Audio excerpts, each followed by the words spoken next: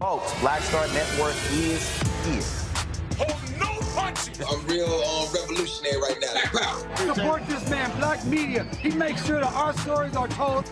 Thank you for being the voice of Black America, Roland. Stay black. I love y'all. All momentum we have now, we have to keep this going. The video looks phenomenal. See, this difference between Black Star Network and Black-owned media and something like CNN. You can't be Black-owned media and be scared. It's time to be smart. Bring your eyeballs home. You dig?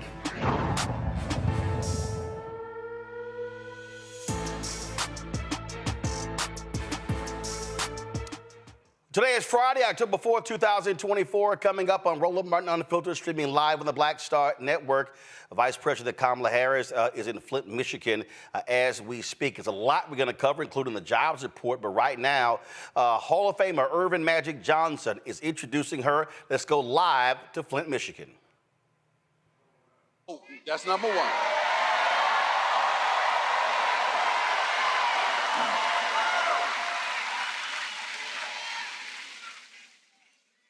Kamala's opponent promised a lot of things last time to the black community that he did not deliver on.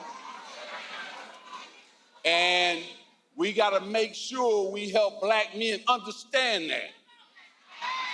So that's why I'm here, to make sure I help black men understand. First, get out and vote, and then vote for the next president of the United States, Kamala Harris.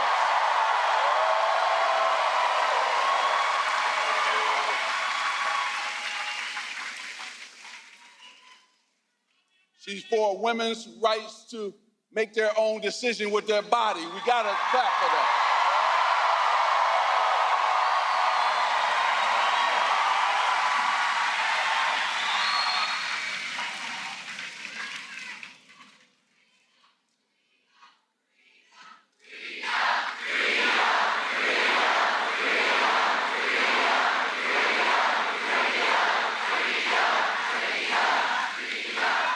Now, I'm about to bring her out because you came to hear her. You had some great speakers here.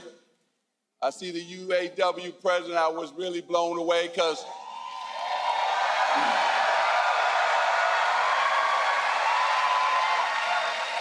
not only did my father work there, my brother Larry, my brother Michael, his wife Ronnie. I got now nieces and nephews who belong to the union, so thank you for what you're doing.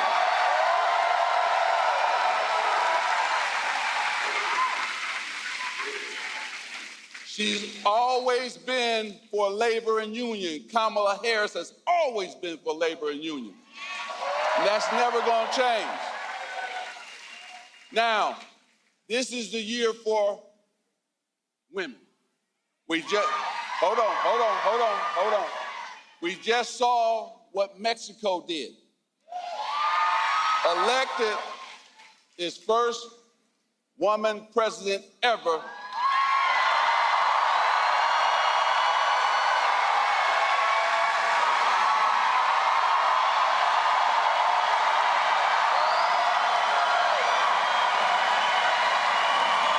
So you know where I'm going with this. Make sure we, here in the United States, elect our first woman president in Kamala Harris.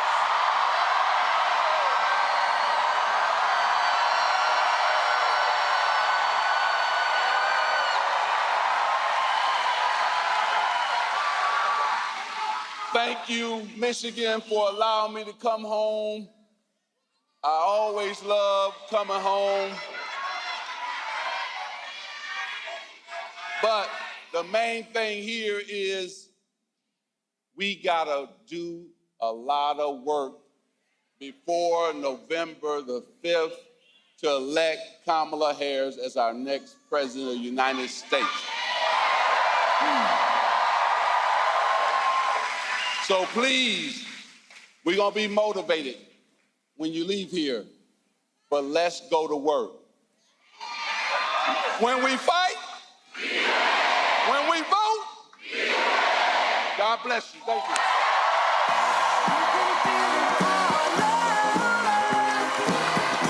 You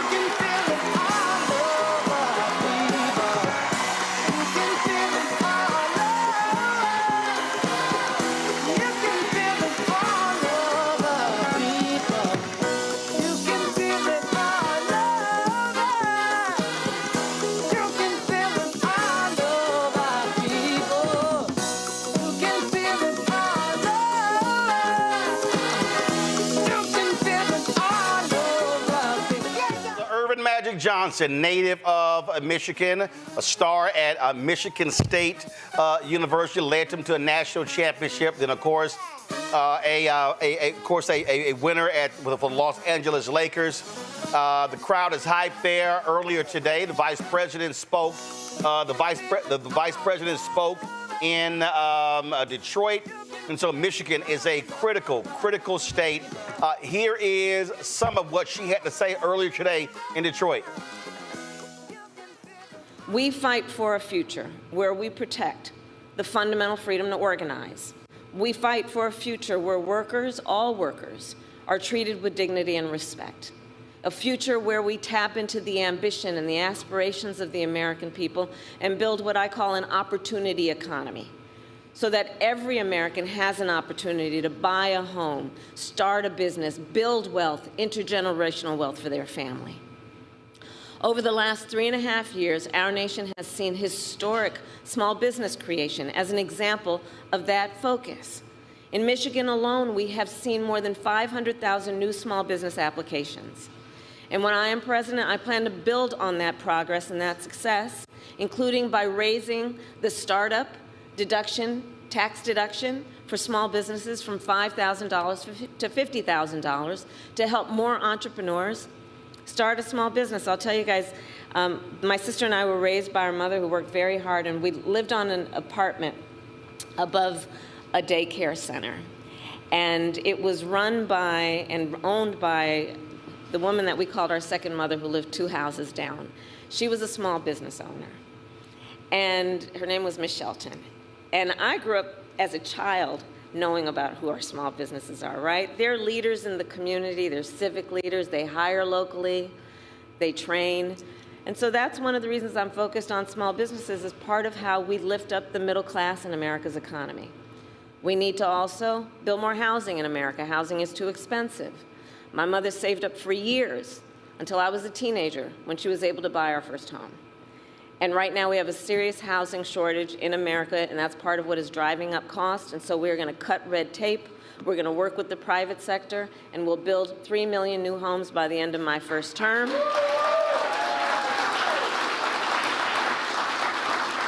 Including providing first-time home buyers with a $25,000 down payment assistance so they can just get their foot literally in the door to be able to invest in the American dream, which not everyone has access to these days.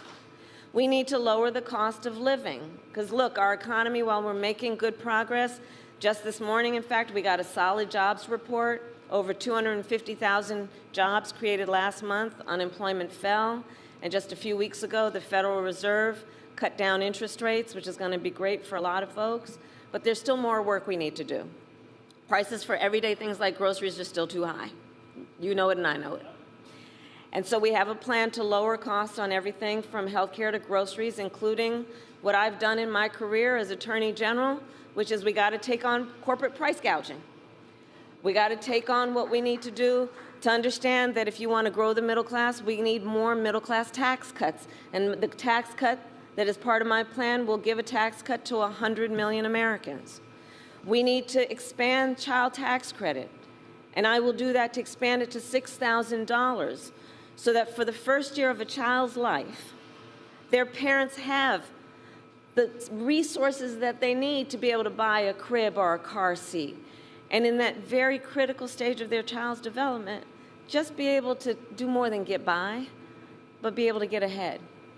And I say all this to say, I will always put the middle class and working families first. I come from the middle class, and I will never forget where I come from. I will never forget where I come from.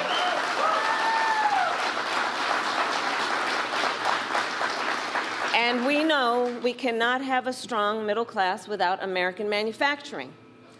Over the last 3.5 years, we brought manufacturing back to America. We created 730,000 manufacturing jobs and announced the opening of more than 20 new auto plants in the United States. And we did it by investing in American industry and American workers.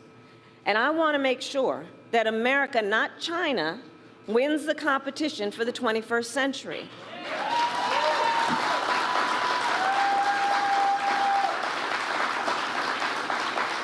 So under my plan, we will invest in the industries that built America, like steel, iron, and the great American auto industry. Yeah. So we can ensure that the next generation of breakthroughs, from advanced batteries to electric vehicles, are not only invented but built right here in America by American union workers. Oh, shit. Hold on.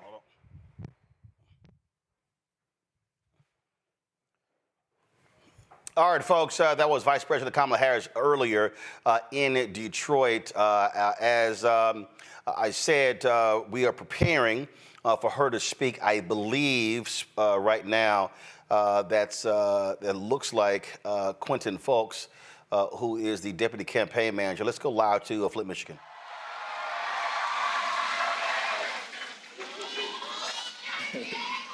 So, 18 years ago, I hired in the shop. So, and the benefits that the UAW has given me and my family has been a tremendous help.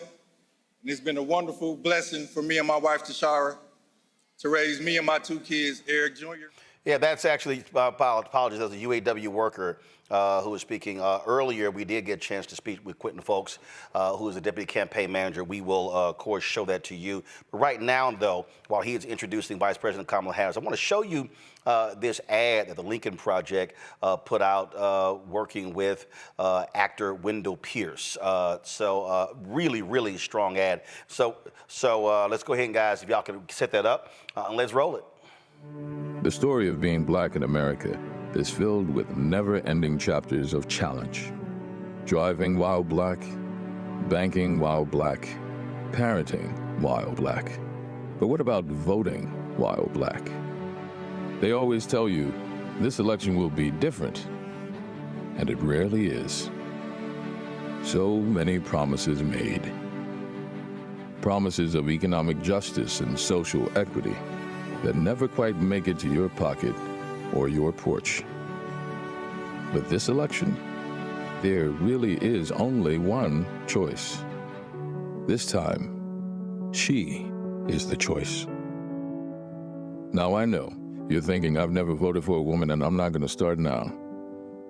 Ask yourself, why not? And maybe you'll find it's not about her. It's about you.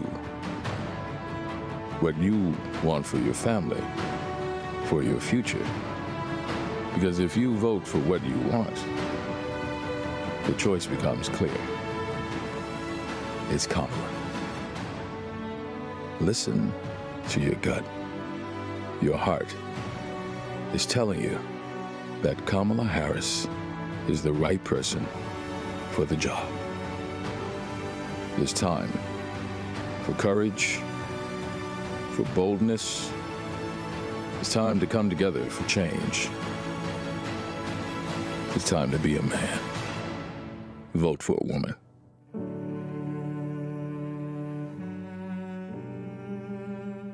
That, of course, is the second ad that Lincoln Project has put out specifically targeting men. Of course, Sam Elliott, the actor, did one earlier. We showed that to you last week, and it speaks volumes, if you will, because when you look at men in terms of who are voting, Vice President Kamala Harris is behind white men, Latino men, and also we're showing the numbers with black men. Some polls are showing anywhere from 16 to 26%. We've had Chris Toller with the Black Voter Project saying he thinks that number is way too high. But the campaign recognizes it is an issue that they actually have to deal with. And so, you know, we were talking to Chris just the other day, and one of the things we were talking about is that historically what the numbers actually show when it comes to black men voting in these various elections. And it also goes to show you what these numbers look like in terms of historically. The lowest Republicans have ever gotten was 5% in 2008 when President Barack Obama ran. And so, again, this is an issue that the campaign really has been confronting, has really been dealing with. So this is the chart right here. And so there's no coincidence you had those two black men who were introducing Vice President Kamala Harris, who now has come out in Flint, Michigan. Let's go live to that rally.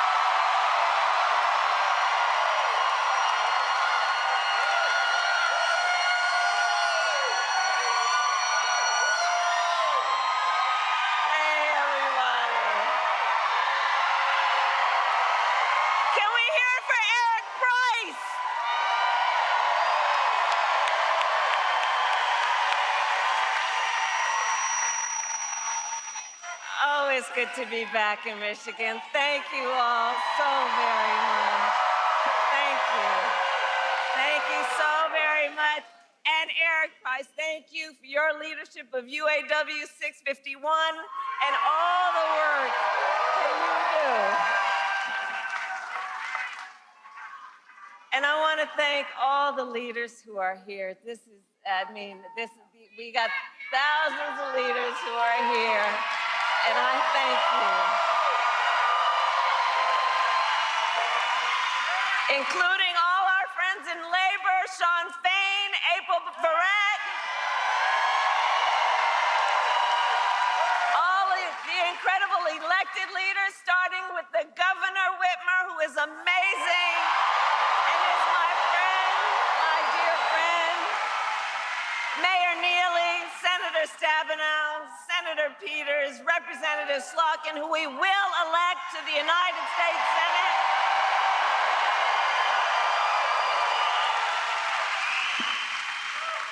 And did you all see Magic Johnson? Remember his number, 32. Today we got 32 days until the election.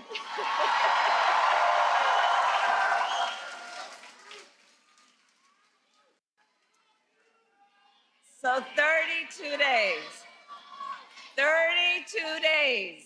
Okay, we got some business to do. All right. 32 days. And we know we will do it.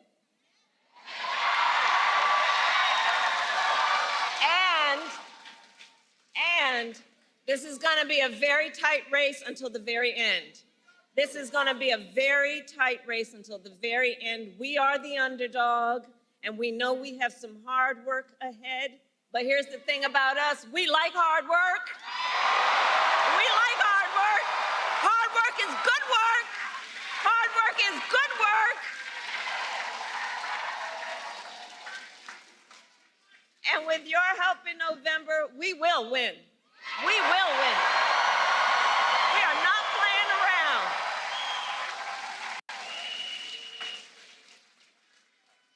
So listen, we know this election is about two very different visions for our nation. One focused on the past, and ours, which is focused on the future. We are fighting for a future where we tap into the ambitions and the aspirations of the American people and build what I call an opportunity economy, so every American has an opportunity to own a home, build wealth, start a business.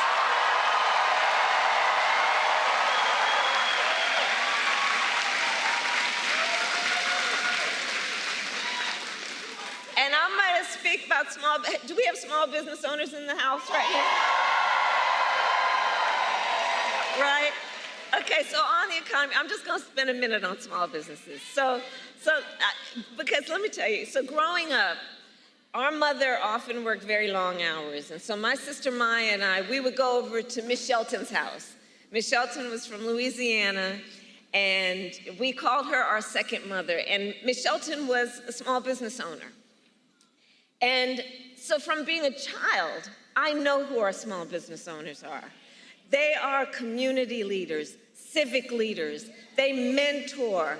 They hire locally. They build up the community. They are part of the fabric of the community.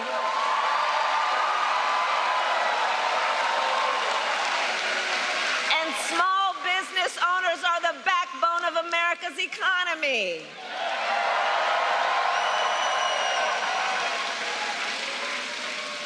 So, in my plan to build an opportunity economy, one of the things I will do is raise the startup deduction from $5,000 to $50,000 to help entrepreneurs start their small business.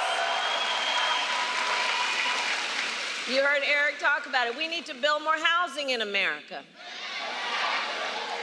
You know, my mother saved up for years to buy our first home. I was a teenager by the time she saved up enough to do that.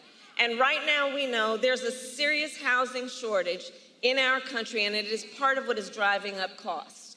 So we will cut the red tape and work with the private sector to build 3 million new homes and provide first-time home buyers with a $25,000 down payment assistance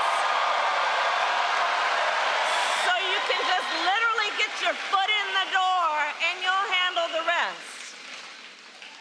We need to lower the cost of living. Look, our economy is making good progress. Just this morning, we got a solid jobs report, right?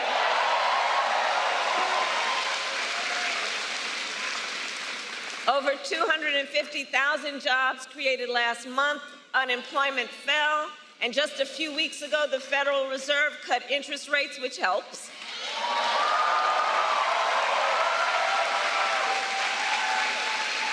But there's still more we need to do. Prices for everyday things like groceries are still too high. You know it and I know it. And I have a plan on lowering costs on everything from healthcare to groceries, including taking on corporate price gouging.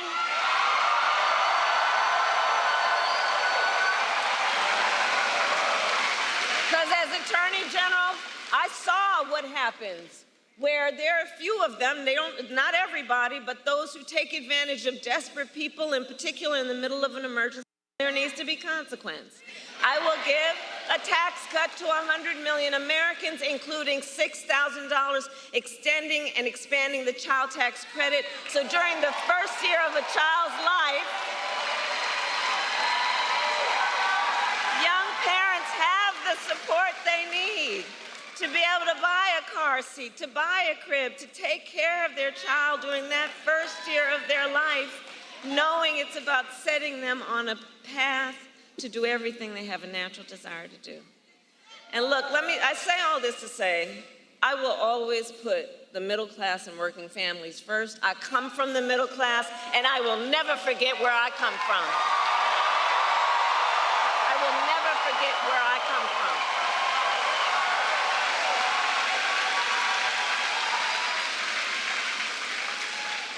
And we know we cannot have a strong middle class without American manufacturing. So over the last 3.5 years, we have brought manufacturing back to America, creating 730,000 manufacturing jobs. We announced the opening of more than 20 new auto plants in the United States. And we did it by investing in American industry and American workers.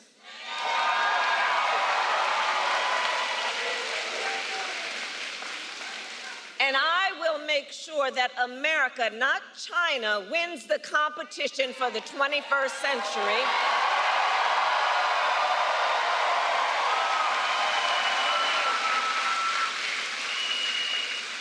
Which is why under my plan, we will invest in the industries that built America, like steel, iron, and the great American auto industry. I see you, Sean.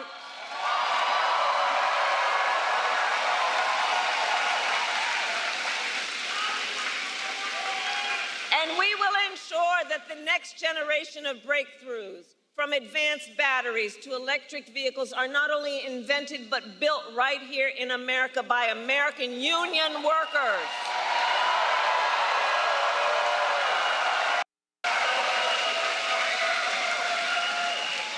And Michigan, let us be clear, contrary to what my opponent is suggesting, I will never tell you what kind of car you have to drive. But here's what I will do. I will invest in communities like Flint.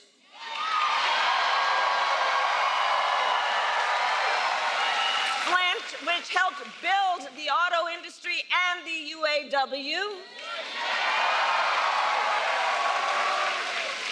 We will retool existing factories, hire local, work with unions to create good-paying jobs, including jobs that do not require a college degree.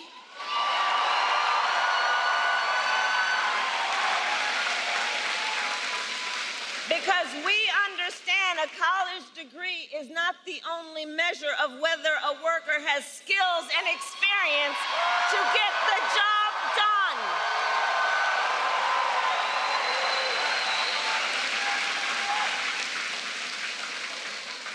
In fact, part of my plan is to outline all of the federal jobs that should not require a college degree and make that clear. And when I'm elected, I'm going to challenge the private sector to take on the same approach.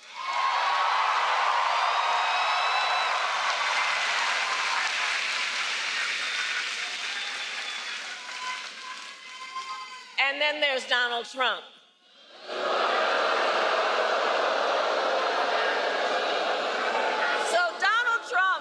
A very different approach. So Donald Trump makes big promises, and he always fails to deliver. He said he was the only one who could bring back America's manufacturing jobs. Remember that? And then America lost nearly 200,000 manufacturing jobs when he was president. Including tens of thousands of jobs in Michigan. And those losses started before the pandemic,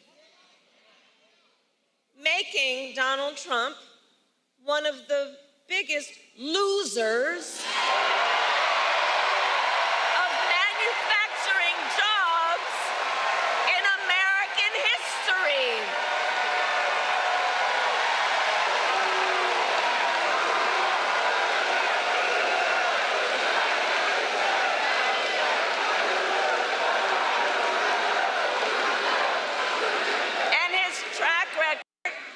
The auto industry was a disaster.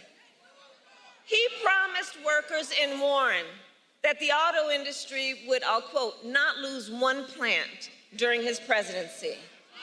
And then American automakers announced the closure of 6 auto plants when he was president. We need a medic over here. We need a medic over here. Right here.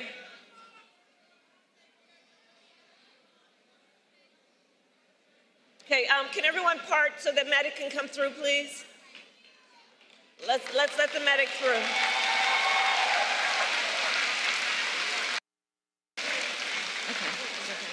Okay. Okay. He's okay. All right. We're good. We got each other. Good.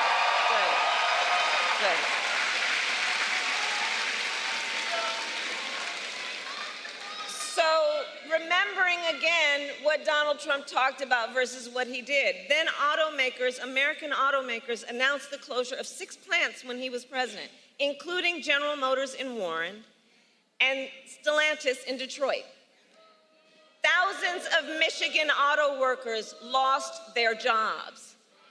And when it came to building the cars of the future, Donald Trump sat on the sidelines and let China dominate. And then he talks down to American workers, saying we can't compete with Chinese workers.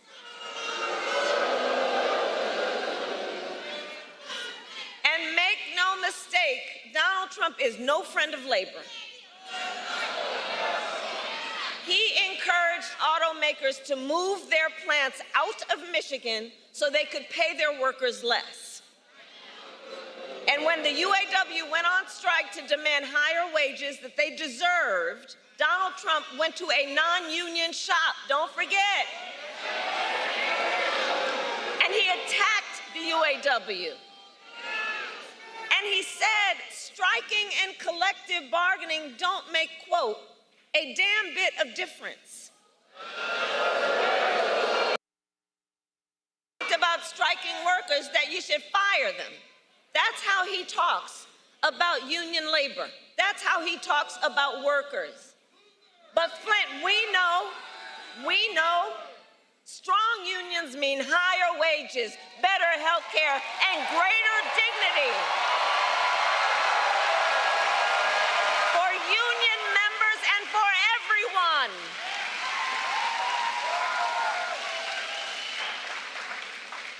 And on top of all of that, Donald Trump signed a $2 trillion tax cut that mostly went to the wealthy and big corporations, not to working people. And now he is making the same empty promises to the people of Michigan he did before. But we will not be fooled. We will not be gaslighted. Donald Trump's track record is a disaster for working people.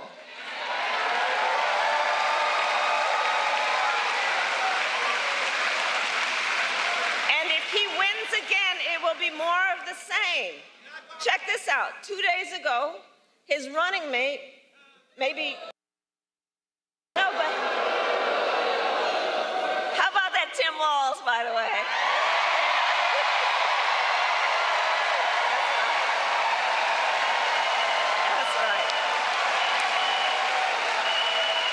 So 2 days ago, Donald Trump's running mate suggested that if Trump wins, he might let the Grand River Assembly plant in Lansing close down. The same plant that our administration helped save earlier this year, along with 650 union jobs.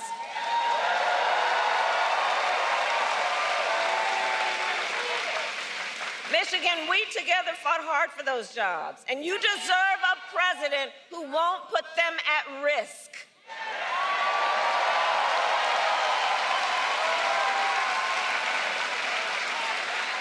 And for anybody watching, you know, if you want to learn more about Donald Trump's plans, just Google Project 2025.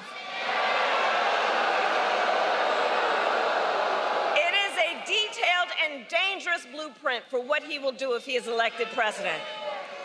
Donald Trump will give billionaires and corporations massive tax cuts, attack unions, cut Social Security and Medicare, and impose a Trump sales tax, a 20% tax on everyday basic necessities, which will cost the average family nearly $4,000 a year. And on top of all this, Donald Trump intends to end the Affordable Care Act. Even after he tried to repeal it time and time again when he was president, and still has no plan to replace it. You watched the debate. You watched the debate. You saw that.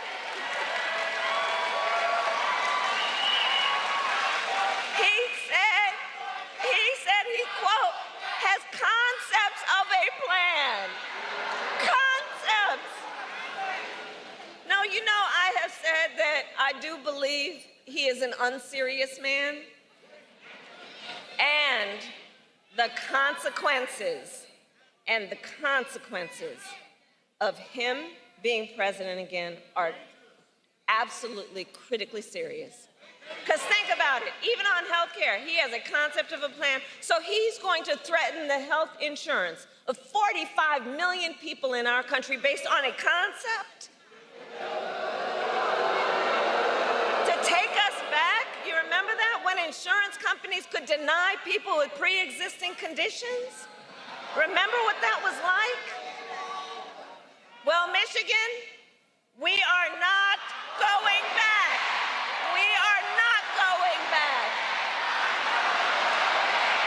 We're not going back. We are not going back. No, we are not going back. No. Because we will move forward. Ours is a fight for the future. Ours is a fight for the future. And ours is a fight for freedom.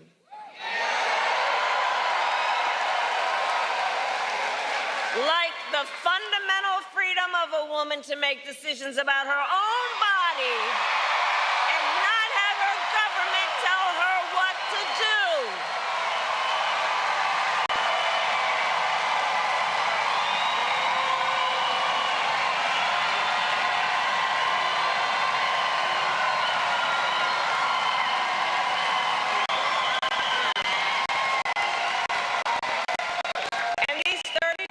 Out from the election, it's important that we remind people how we got here. Donald Trump handpicked 3 members of the United States Supreme Court with the intention that they would overturn Roe v. Wade, and they did. And now more than 1 in 3 women in America lives in a state with a Trump abortion ban. Many with no exceptions even for rape and incest, which is immoral. And when Congress passes a bill to restore reproductive freedom,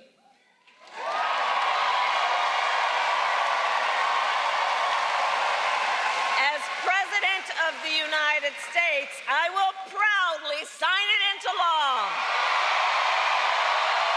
Proudly.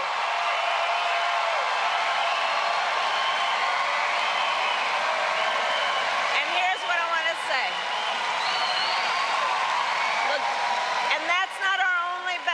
Across our nation, we are witnessing a full-on assault on other hard-fought, hard-won freedoms and rights, like the freedom to vote, the freedom to be safe from gun violence, the freedom to join a union, the freedom to love who you love openly and with pride, and the freedom to breathe clean air and drink clean water. Flint, you know all too well, Flint, that clean water should be a right for everyone, not just for the people who can afford it. And as president, I will continue to work with communities like Flint to ensure you not only have clean water, but the opportunity to recover economically and thrive.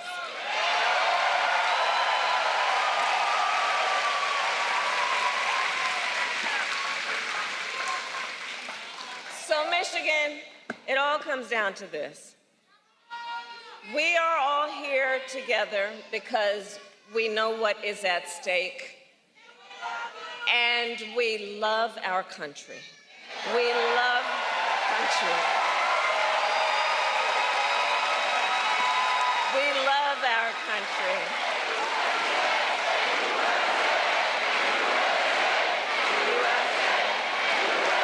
We love our country. And because we love our country, we know it is one of the highest forms of patriotism to then fight for the ideals of our country and to fight to realize the promise of America. That's what this is about. That's what this is about.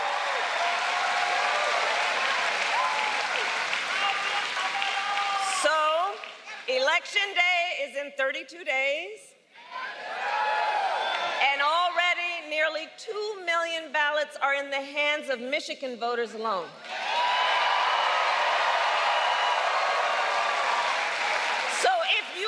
received your ballot, please do not wait. Fill it out and return it today. Early voting starts statewide on October 26th. And now is the time to make your plan to vote. Because, folks, the election is here. The election is here. And we need to energize, organize, and mobilize. And remember, your vote is your voice, and your voice is your power. So, Flint, today I ask, are you ready to make your voices heard? Do we believe in freedom? Do we believe in opportunity? Do we believe in the promise of America? And are we ready to fight for it? And when we fight, we win. God bless you, and God bless the United States of America.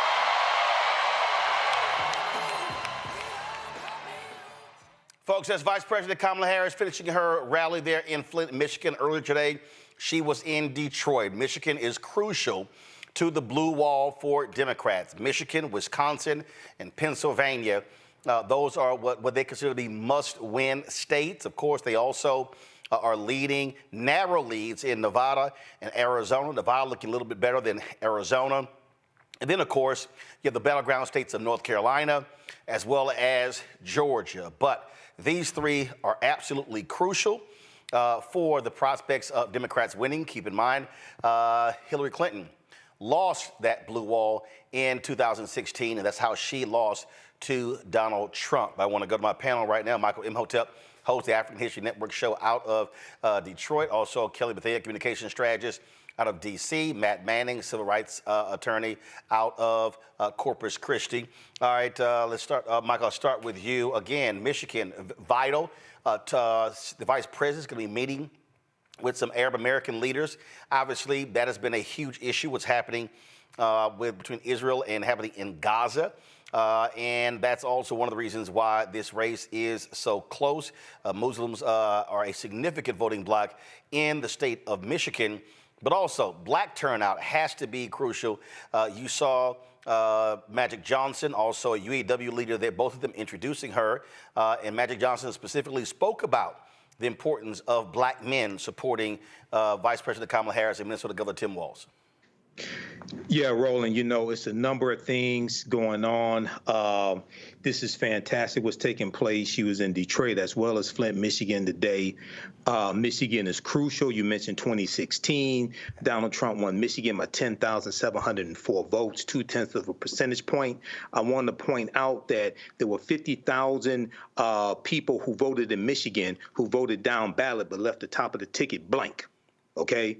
Donald Trump won Michigan by 10,704 votes. So I know you have some people who are disaffected and saying they're going to vote down ballot. That's one of the ways that Trump won in 2016.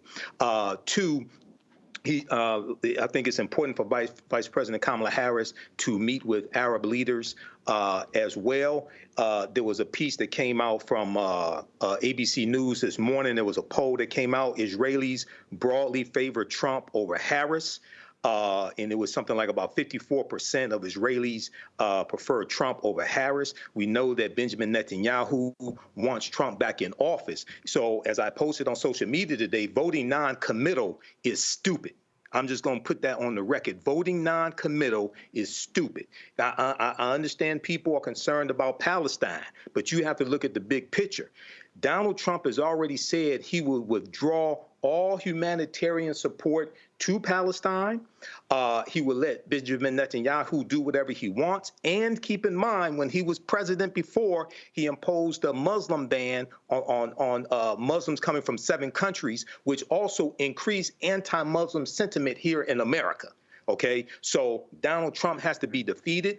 African-American men also have to be micro-targeted. So yes, she is behind with white white men who are college uneducated, as they talked about this morning on MSNBC. I think it's good that Bruce Springsteen put his endorsement in the video he did, but don't forget about African American men, because recent polls are showing about 25 or 26% of African American men under the age of 50 are saying they're voting for Donald Trump. So yeah, but 32 more days. But here's the deal with that, Matt. I mean, the reality is when you look at that, a lot, an NAACP poll, a lot of those folks didn't even vote in 2016 and 2020. So obviously that is a concern. I understand. As we said, Matt, we had Christopher Toller on the show the other day, and we talked about the numbers, and he showed the data from 1970 to present day in terms of black men voting.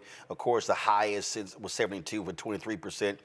Then, of course, it was 18%, 13 in 2016. Go to my iPad. It was 13 in 2016, 19 in 2020. But again, the key is not just black men. Again, that you've been seeing the increasing numbers even when it comes to young black women. And so it's been a steady trajectory up. That's really what their focus is. So they want to close strong in the last 32 days. I think that's right. And it's interesting you say that, because I saw a headline today that said women, despite whether they're black or white, are generally becoming more liberal, is what the study that I saw was mentioning. So I think there's a question of, one, you're right that that's what they're doing in these final days, but I think there's a question of how many of those voters are going to come out and vote, for Harris-Walz the way that they need to. And, polling is kind of a tough thing, because you just obviously never know exactly what's going to happen. But I think especially following that vice presidential debate, that's not going to really move the needle. I think it's one, people need to get out there and vote, number one. But number two, I think the Harris-Walz campaign needs to do what they've done thus far, which is talk about numbers and talk about, I don't remember the name of the types of issues, but I guess kitchen table issues, where they're talking about economics and what kind of credit they're going to give you for this, what kind of credit they're going to give you for that, because that is what I think will get people out to vote, number one. And number two, if there really are people who are truly undecided at this point, get them over the fence. Because once they see deliverables, that's really what I think will turn the tide for those who have not decided which lever they're going to pull yet. Kelly, again, right now, at the end of the day, it's turnout. And that really is reaching as many people as possible. And it's really what the focus is in the last month. You don't have the time to really be explaining various policies. It's all about reaching those folks, because voting has already started. Not only has voting already started, but as far as Election Day itself, we are literally a month and a day away from Election Day. So time truly is of the essence. But to Matt's point about the study coming out saying that women and other marginalized groups are becoming more liberal, especially regarding polling, there's a reason for that. It's not like we are just saying, oh, I don't want to be a Republican anymore, I just decided to be a Democrat. No, our freedoms are literally at risk here. Our humanity in this country being recognized is at risk here. It is on trial here literally every day in somebody's jurisdiction.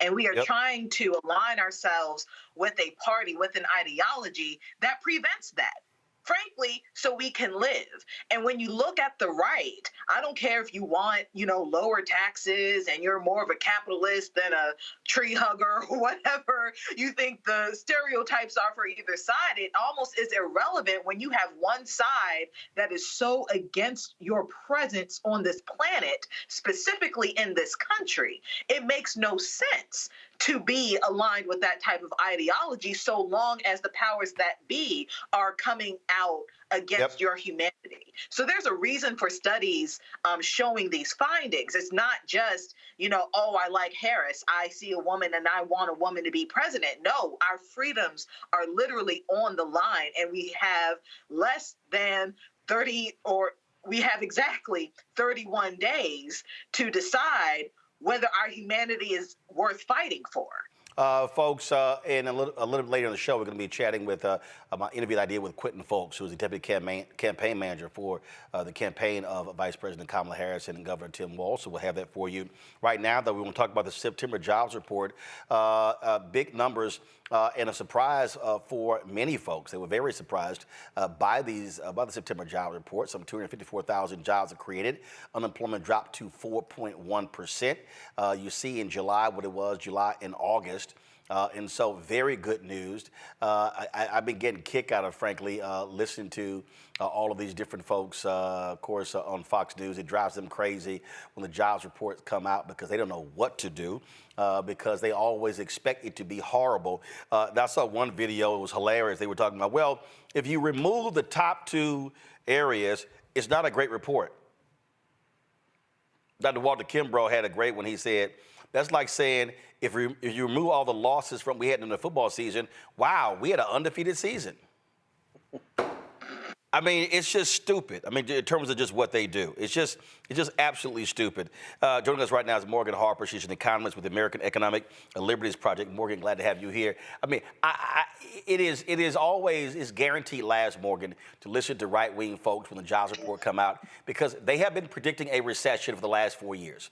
I mean, it's all we kept hearing about, recession. Ooh, J.P. Morgan, Goldman Sachs, Jeff Bezos, Facebook. I remember they were all cutting these jobs, preparing for the recession, and it never came. The reality is, and in fact, a question was asked today of Trump. They said, so you keep saying the economy is bad, but jobs report showing a strong economy, stock market, don't you think you're wrong? He's like, no, I'm not. I mean, they desperately want to say the sky is green, that it's not blue. It does seem so. And yeah, I mean, like you were saying, Roland, it's hard to argue with the numbers here. I mean, this is just across the board positive indicators. Like you said, unemployment going down. We are still in historically low levels of unemployment overall. Black unemployment is going down, also at historically low levels. Black men unemployment also going down. The number of people that are just engaged in the workforce overall is hitting levels not seen since the early 2000s. I mean, on the point of really just trying to search for some kind of bad indicator, one I saw today too was I think the overall number of hours worked per week might have ticked down a little bit. But there could be a lot of reasons for that. And some people might even consider that a positive thing if they have other things going in their lives like children and family commitments, et cetera. So yeah, this is across the board a very strong report. I think this in combination, like we heard in Vice President Harris's remarks mentioning the Fed cut, that's going to, eventually, not immediately, like we chatted about before, lead to more small business lending opportunities. We're in a good spot, it seems.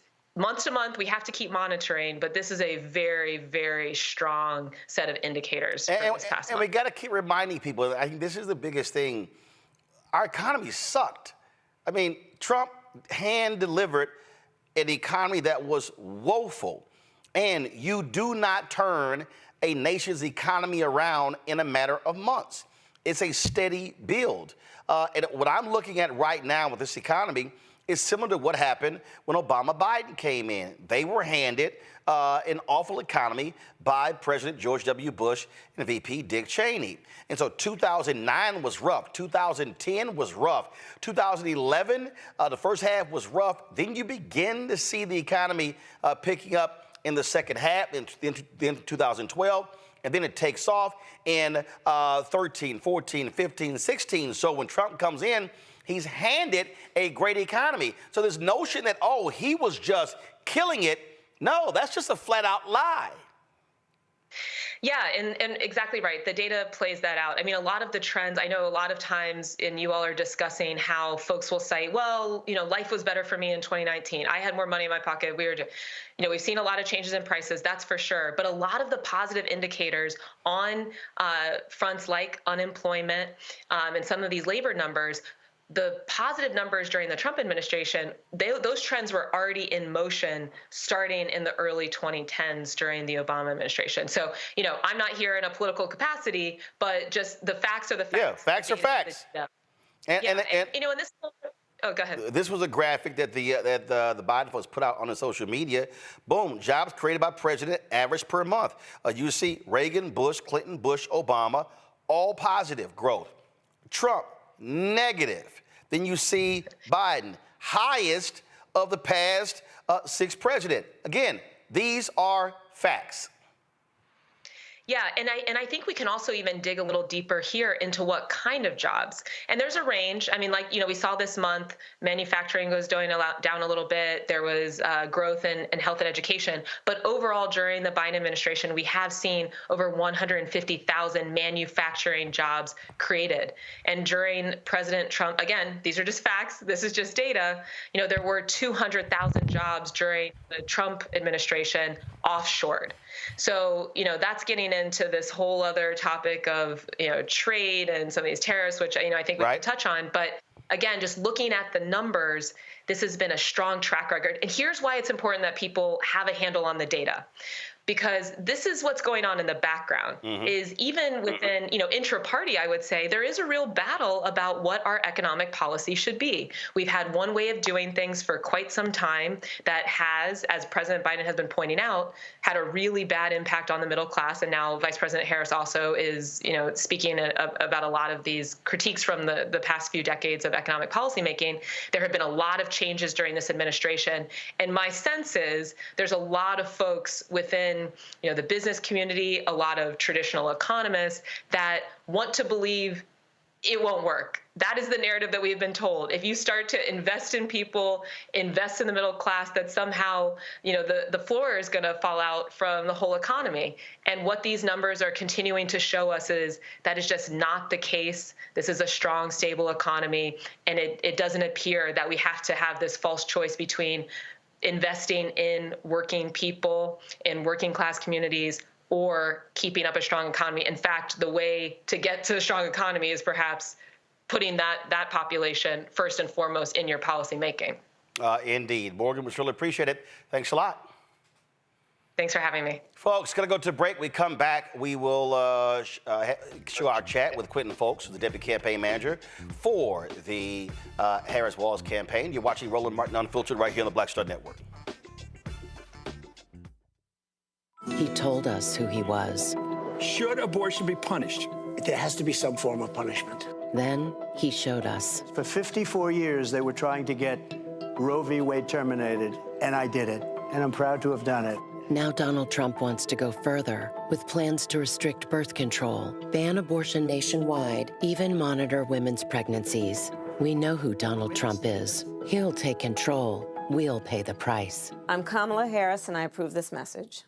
In 2016, Donald Trump said he would choose only the best people to work in his White House. Now those people have a warning for America. Trump is not fit to be president again. Here's his vice president. Anyone who puts themselves over the Constitution should never be president of the United States. It should come as no surprise that I will not be endorsing Donald Trump this year. His defense secretary. Do you think Trump can be trusted with the nation's secrets ever again? No. I mean, it's just irresponsible action that places our service members at risk, places our nation's security at risk. His national security advisor. Donald Trump will cause a lot of damage. The only thing he cares about is Donald Trump. And the nation's highest-ranking military officer. We don't take an oath to a king or a queen or to a tyrant or a dictator. And we don't take an oath to a wannabe dictator. Take it from the people who knew him best. Donald Trump is a danger to our troops and our democracy. We can't let him lead our country again. I'm Kamala Harris, and I approve this message. I get it. The cost of rent, groceries, and utilities is too high. So here's what we're going to do about it.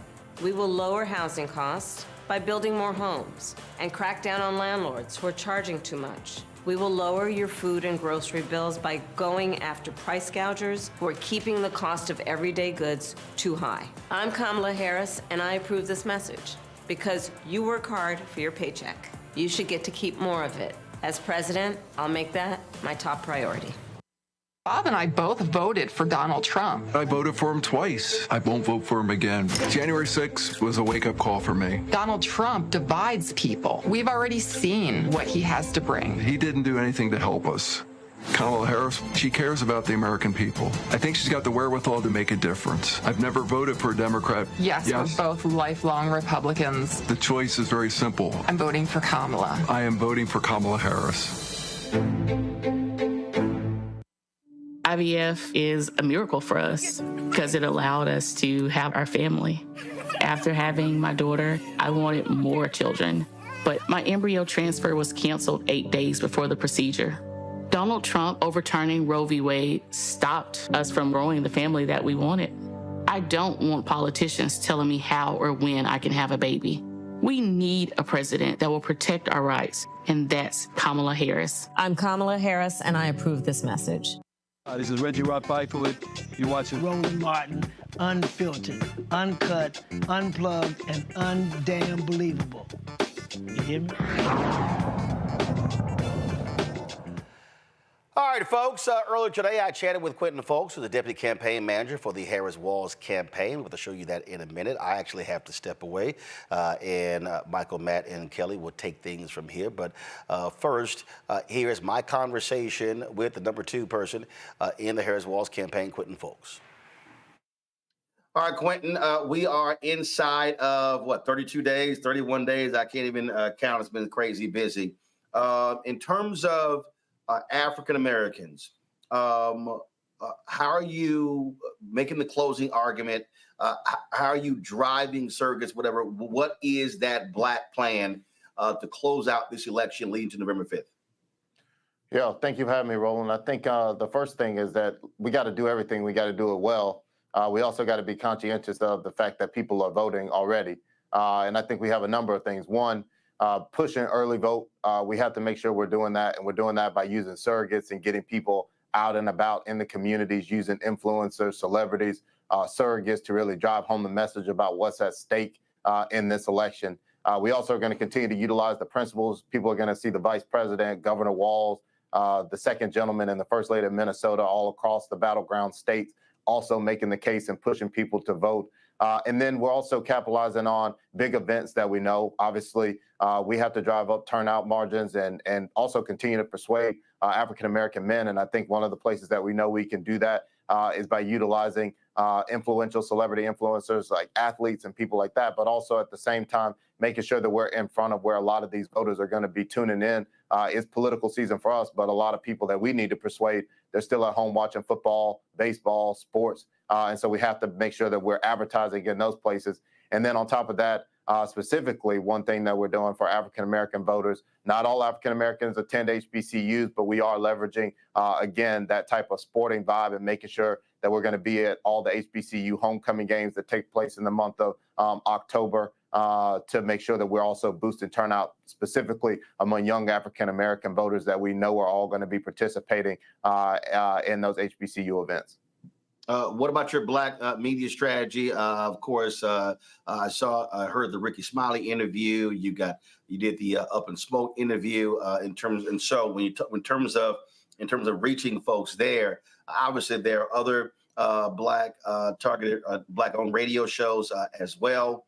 And other outlets in terms of, so how are you having those policy conversations? So I get using athletes and folks along those lines, but you still have folks, when I look at the data, who still say, hey, I'm unaware of what actually took place, and there's still some softness there and still some growth opportunities among black voters, not just black men, but also young black women. Yeah, I mean, I think we have to utilize opportunities to have surrogates like myself in this instance on shows like yours.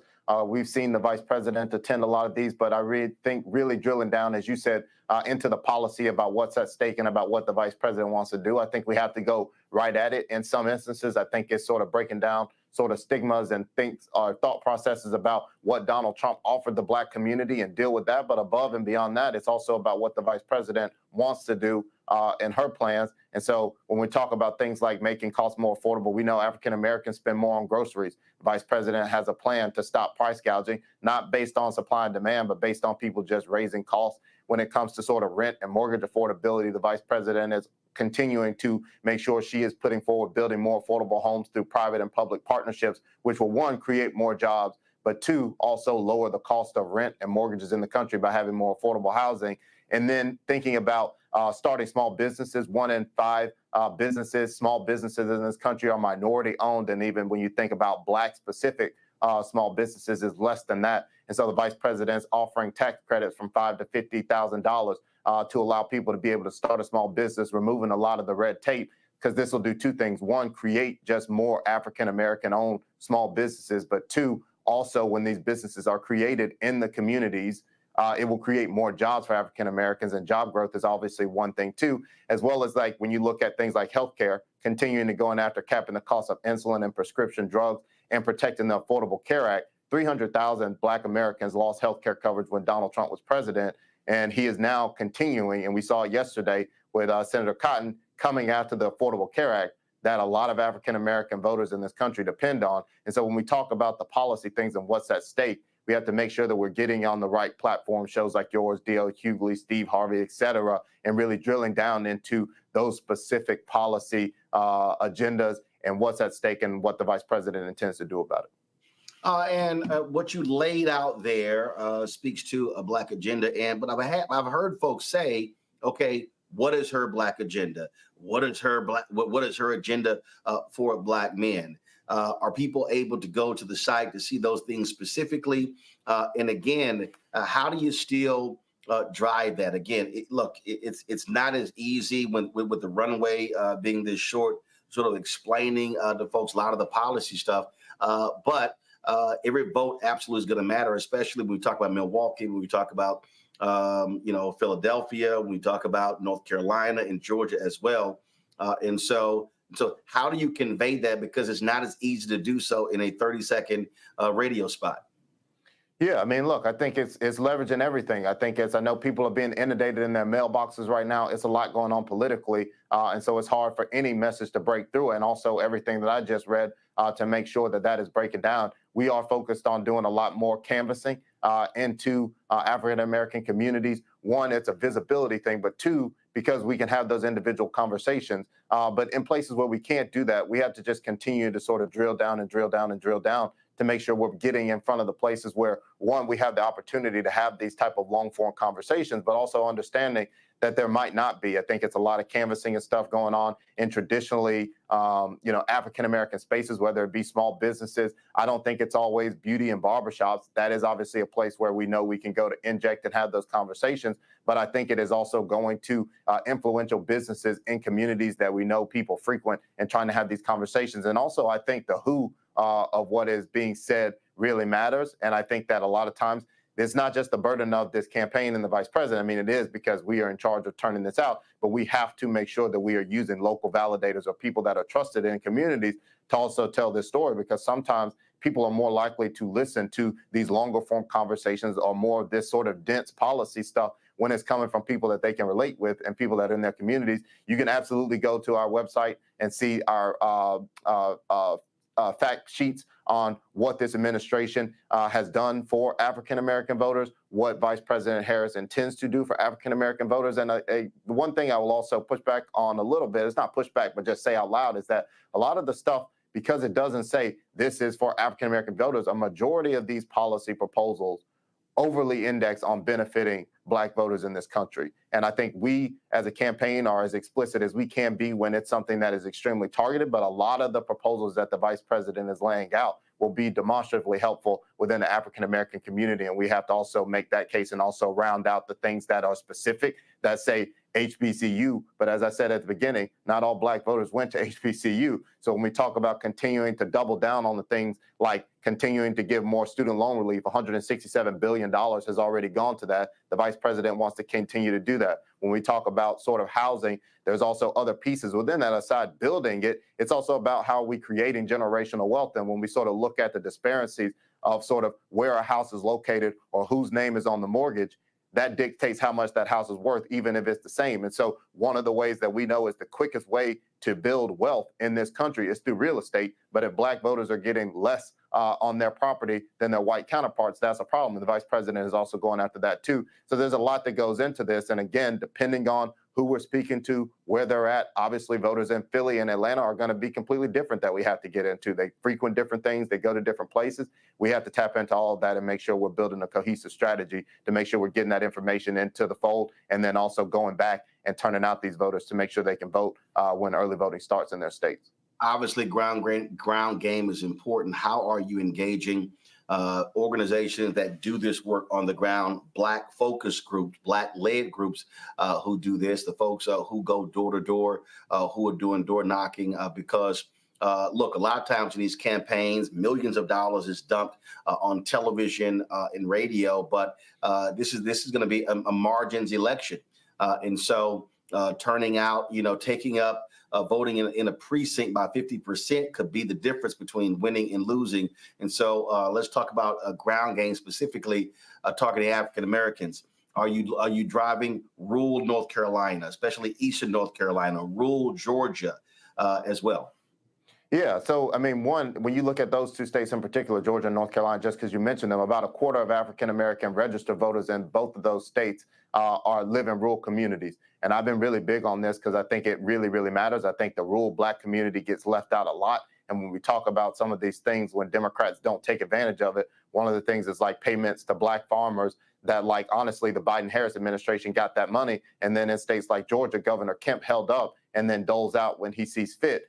We have to go there and make the case that, no, this money came from Democrats. And in this case, specifically, Vice President Harris pushing for those type of resources. But then when it comes to the ground game, we're obviously building our own organizing apparatus. We have volunteers, coordinated offices, hundreds of offices across the 7 battleground states. We're focused on, thousands of campaign staff that we are paying directly full time. And then they are bringing in more volunteers, but then really get into what you're talking about directly. Campaigns giving over $20 million to grant organizations that are mostly C4s that are focused on doing a lot of this work that is specifically going at it, whether it be targeting African-American men. And some of the things are a bit different. Obviously, we can't be overly partisan when we are paying or are giving grants to groups that are focused on voter registration. But we do that because obviously we feel like the more people vote and the more people turn out, that generally bodes well for Democrats. And if you are involved in sort of being able to register a voter, the likelihood that you can convince them to turn out to vote.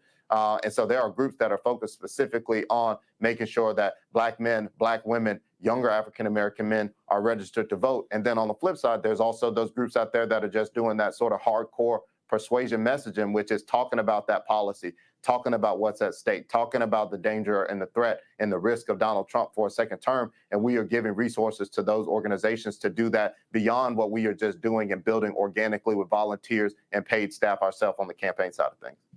All right, Clinton folks, we certainly appreciate it. Thanks a lot. Thank you, Roland. Appreciate you having me on. All right, so that was a fantastic interview that Roland did earlier today with Quentin Fulks, Deputy Principal Campaign Manager for Harris-Walz campaign. He talked about a lot of policy, a lot of what they have going on with the campaign and how it impacts African Americans. I want to go back to my panel on this, Kelly and Matt. I'm going to go with you, Kelly. So what are your thoughts on this interview that we just saw, and what do you think the Biden-Harris campaign has to do in these last 32 days to win this election?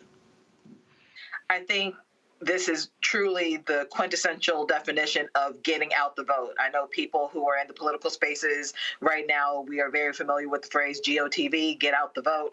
That is what they have to do right now. And frankly, they're doing a great job of it because people are already voting, right? Early voting, yes. I'm sorry? Yes, early voting. Early voting, yes, yes. When it comes to what this advisor just said, I was really interested in his approach to reaching out to HBCUs because that's very unique. In my experience, to go directly to HBCUs and actually target them, it shows me that they're not taking any vote for granted. Specifically, they're not taking Black votes for granted because it takes a lot of consideration and time and resources to target approximately 105 schools throughout this country and to give these schools the consideration and care that, frankly, Ivy Leagues have been receiving for decades, that other PWIs and institutions have been receiving for decades. And it's nice to have, it's nice to be seen. As an HBCU grad, it's just nice to be seen. Right, yeah. On the tour that's going on right now, I think they're hitting 7 HBCUs, if I remember correctly. There's an article from rollingout.com, but that's critical. That's building on top of the tour that was done last year that Vice President Kamala Harris went on last year to HBCUs. Matt, before we have to end this segment, what were your thoughts? Well, you know, what I thought was really interesting that struck out to me was his comment about rural Black voters. I don't think I'd ever consciously thought about that, but especially, you know, being in the South and living in the South, there are a lot of Black people who live in rural spaces who are not included in these conversations. So I thought that was particularly important for him to talk about that, especially in states like Texas, you know, but more so Georgia, North Carolina, places where you have large rural populations that may have a lot of rural Black people. I think it's important for them to speak to that contingency because I imagine that a lot of Black rural voters do feel left out in conversations because there's a lot of focus on your metropolitan areas and your HBCUs and what have you. So that one really stuck out to me, and that's probably why the brother's in that position because he has to think holistically about how to approach it. So that's really what I thought stuck out to me. And I thought the rest of what he said about how the campaign is approaching getting out the vote is important. You know, having gone to an HBCU, I feel like there's always some measure of GOTV at HBCUs, but I do think, especially with her being a graduate of HBCUs, there's a different level of galvanization that they can do now, and I'm sure they're leveraging that. Absolutely. Well, everybody keep in mind, HBCUs got $17 billion from the Biden-Harris administration. That's a record amount of funding. That doesn't just impact the people who go to HBCUs, that impacts the communities around them and the families that these students come from. Something that really stuck out to me, 300,000 African-Americans lost health care under Donald Trump. Now, this is the same man, and J.D. Vance, I don't know what type of class or training J.D. Vance took to be able to lie so much and keep a straight face when he does this. But at the debate on Tuesday night, he lied and said that Donald Trump saved the Affordable Health Care Act. Donald Trump put together a coalition to save the Affordable Health Care Act. No, Republicans tried to repeal the Affordable Health Care Act about 60 times, and Donald Trump antagonized and still ridicules Senator John McCain for giving a thumbs down vote that saved the Affordable Health Care Act. Not only that, it's important for people to really understand the power that a president has without even going to Congress. Donald Trump cut the funding for the advertising for the Affordable Health Care Act by 90%, and he reduced the amount of time for open enrollment by 50%. He cut it from 90 days to 45 days to reduce the number of people who enrolled in it. And now he's talking about, once again, repealing the Affordable Health Care Act, and he has nothing viable to replace it with. Also, Quentin Folks talked about policy. He talked over and over about various policies and how it impacts African Americans. And I think that's really, really important in talking to African American men who may have voted in 2020 because they wanted to get rid of Trump, but now they're saying they're not sure if they're going to vote. What are your thoughts about that, Matt, actually communicating policy and how policy impacts African American men and African Americans? Well, I think that's indispensable, and I think it's necessary because at the end of the day, people need to feel like there's some measure of deliverables, right, coming from their government. I was talking to an investigator related to a case of mine the other day, and we were talking about politics, and he said, look, too many people focus on the federal system. We need to talk about the locals because that's who's actually filling your pothole. But in my conversation with him, you know, as to make it germane to this, a lot of what he focused on was what is the politician going to do for me? What is the deliverable going to be? So to that extent, you know, Roland said earlier, he didn't think they needed to talk about policy at a certain level of granularity. And I think at a certain point, that's right, because you're so close to the finish line. You just got to get people there to vote. But what would make me encouraged to vote if I were on the fence would be just in balance. Who is going to measurably affect my life and how do they intend to do that? And that's what I think the purpose of policies are, because you can say, we recognize this problem, we have a solution for that problem. And I think healthcare is the best example of that, because our healthcare system is broken. And if you don't have politicians do that, they're missing the issue. And I hate to wrap up this segment, but we have to do that. Roland Martin Unfiltered will be right back after this break. You're watching the Black Star Network. Of 100 Republicans who worked in national security for Presidents Reagan, both Bushes, and for President Trump, now endorsing Harris for president. She came up as a prosecutor, an attorney general, into the Senate. She has the kind of character that's going to be necessary in the presidency. Vice President Harris is standing in the breach at a critical moment in our nation's history. We have a shared commitment as Americans to do what's right for this country. This year, I am proudly casting my vote for Vice President Kamala Harris. Former generals, secretaries of defense, secretaries of the Army, Navy, and Air Force, CIA directors, and National Security Council leaders under Democratic and Republican presidents, Republican members of Congress, and even former Trump administration officials agree there's only one candidate fit to lead our nation, and that's Kamala Harris. I'm Kamala Harris, and I approve this message. Kamala Harris has never backed down from a challenge. She put cartel members and drug traffickers behind bars, and she will secure our border. Here's her plan: hire thousands more border agents, enforce the law and step up technology, and stop fentanyl smuggling and human trafficking. We need a leader with a real plan to fix the border, and that's Kamala Harris. I'm Kamala Harris, and I approve this message. The overturning of Roe almost killed me.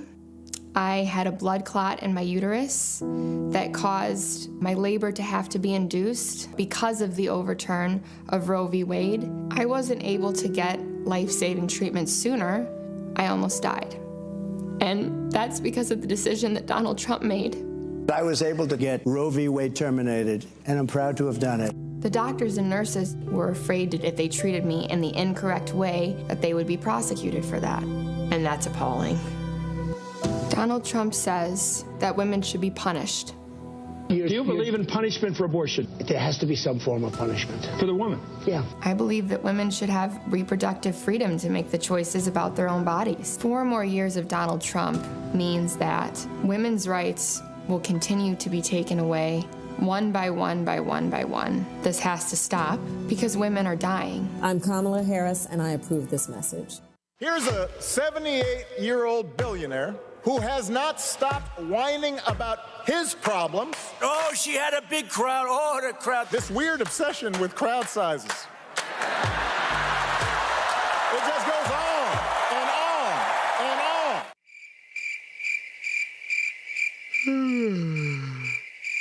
America's ready for a new chapter. We are ready for a President Kamala Harris. I'm Kamala Harris, and I approve this message. Carl Payne pretending to be Roland Martin. Holla!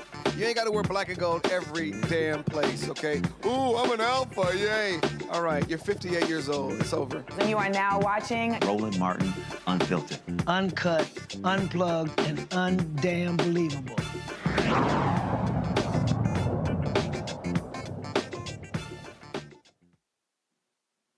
The Black Voters Matter is committing $300,000 to the Divine Nine's Get Out the Vote initiative.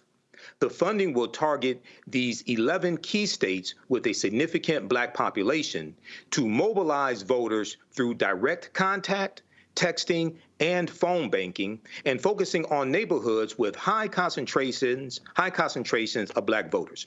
Cliff Albright, the co-founder of Black Voters Matter, is joining us now from North Carolina. Hey, Cliff, how you doing today? Hey, I'm good. How you doing? All right. Well, look, it's good to have you back. This is something fantastic. You know, as a member one of the Divine Nine, Phi Beta Sigma Fraternity Incorporated, I think this is something that's excellent. Black Voters Matter is committing $300,000 to this D9 Get Out the Vote effort. So, can you give us more information about this, and how did you all go about selecting the 11 states? Yeah, so this is a partnership that we've really been doing to different degrees ever since 2018, where we partnered with Divine Nine here in Georgia. Well, I'm actually in North Carolina right now, but in our home state of Georgia. And in 2020, we expanded it to make it even bigger and had more resources available. And so this has been something that we've really been doing for about 6 years. And pretty much in terms of the states that we selected, those are all states that, you know, they're a part of the overall We Fight Back campaign that we're doing, where we're targeting like 12 states. Most of those are battlegrounds, but not just battlegrounds in the usual sense that people talk about, in terms of the presidential. There are also battlegrounds in terms of Senate races, and even in the case of Alabama, in terms of the new congressional seat, the majority black, or at least black opportunity congressional seat there. So these are all states where we know that black voters are going to play key roles in making decisions, and we believe that's important that we have some of the oldest institutions in our community involved in that process. They're already involved, they're already doing stuff, but we're just trying to seed a little something into them to make it easier for them to do, text banking or phone banking or doing sign waving or door knocking or whatever it is that they're doing. Absolutely. Well, I see you coming to Michigan, so are you coming to Detroit? Oh yeah. Are you coming to Detroit? Oh, okay. You have to. Okay. So we're gonna have to connect because I live in Detroit. Okay. So Roland just played the interview he did with Quentin Folks earlier, the deputy campaign manager for Harris-Walz, and I know you all are nonpartisan, but I wanted to understand. Explain how you all communicate policy when you are having these engagements, like especially these face-to-face engagements with people, and people saying, well, I voted in 2020, but we didn't get the George Floyd Justice and Policing Act. We didn't get the Voting Rights Act. I don't know if I'm going to vote today, okay? Because I hear things like that. How do you communicate policy and what is at stake for them to understand they need to vote in 2024? Yeah, and just as a side note, just to be clear, we are largely nonpartisan, but we do have C3, C4, and we have a separate PAC entity. So today, I'm speaking mainly in terms of our C3, C4 work. But when we need to go hard in the paint, we can do that too. But we actually just earlier today had one of those conversations that you talked about with sister that she voted in 2016 and was disillusioned, and and now she's like, I'm not seeing all the stuff that I want to see get done. And so we had that conversation a lot. And one of the things I said to her just literally today, no more than an hour or so ago, was, look, when we vote and we win some stuff and we get some power, guess what? We get some stuff done, right? And so we've been able to get some stuff done. We've been able to get student debt cancellation. We've been able to get infrastructure investment. We've been able to get a gun law, which wasn't the best or greatest gun law, but it's the first one in decades, and that means something to our communities, right? We get some stuff, but if we want to get more stuff, guess what we need? We need more power. And if we want more power, that means we got to come out and we got to, win more seats, right? We got to get a real majority in the Senate and not a fake majority, because you got two somewhat whatever non-team members in there. But we got to get more power, and we got to make sure that we're getting as much as we can. We got to even push them after Election Day to make sure that we're getting all the things that we want. But there's only one way that we're guaranteed to not get anything that we want, and that's if we're not involved in the process. And so we have that conversation all the time, and the key is by really centering what it is that person is most concerned with, and showing them the connections in terms of like how things have gotten done or have not gotten done, and what changes we have the power to make. Absolutely. And the other thing that I think is important to explain to people is how to remove obstructionists. Why did we not get this? Why was President Biden's executive order on student loan forgiveness that would have helped 40 million people and lifted 500,000 African-American families from a negative net worth to a positive net worth? Why was that overturned by the Supreme Court? That's because of the 2016 election, and Donald Trump won by 78,000 votes, right? And he got 3 Supreme Court justices, and it was a 6-3 decision, okay? So I think it's also important to understand why something didn't happen and how to remove the obstructionists. It's always not about what somebody can do for you. It's also understanding how to stop and block what people are trying to do to you. So we have to vote also not just for a candidate, but against other agendas. Go ahead, Cliff. Right. Yeah, you're exactly right. And we say it all the time that, look, this is not a popularity contest, and this is not a referendum on whether this person is like everything you want them to be or achieve everything that you want them to achieve, but it's a choice. And it's a choice between the people that are actually trying to get something done for you and the people that are literally running on anti-blackness, right? And so, and you give me that choice, and that's really not a choice at all. Absolutely, absolutely. I want to go to my panel. and see if they have any questions. We're going to start with Kelly first. Kelly, you have any questions for Cliff? Hi, Cliff. I guess my question is, as far as what Black Vote, are you going to be on the campaign trail with the Harris campaign at these HBCUs? What is the format? And are you able to list out which HBCUs they're going to be visiting? I can't list out which ones they're going to be visiting because we're not traveling with them. We can't travel with them and coordinate with them. Like I said, we wear many hats, and one of our hats we'll actually be doing actual independent expenditures in support of the Harris campaign. So we can't coordinate with them in terms of like traveling with them on campuses, but there's a lot of overlap. They've been to the AUC, the Atlanta University Center, Morehouse, Spelman, Clark. We do a lot of stuff there.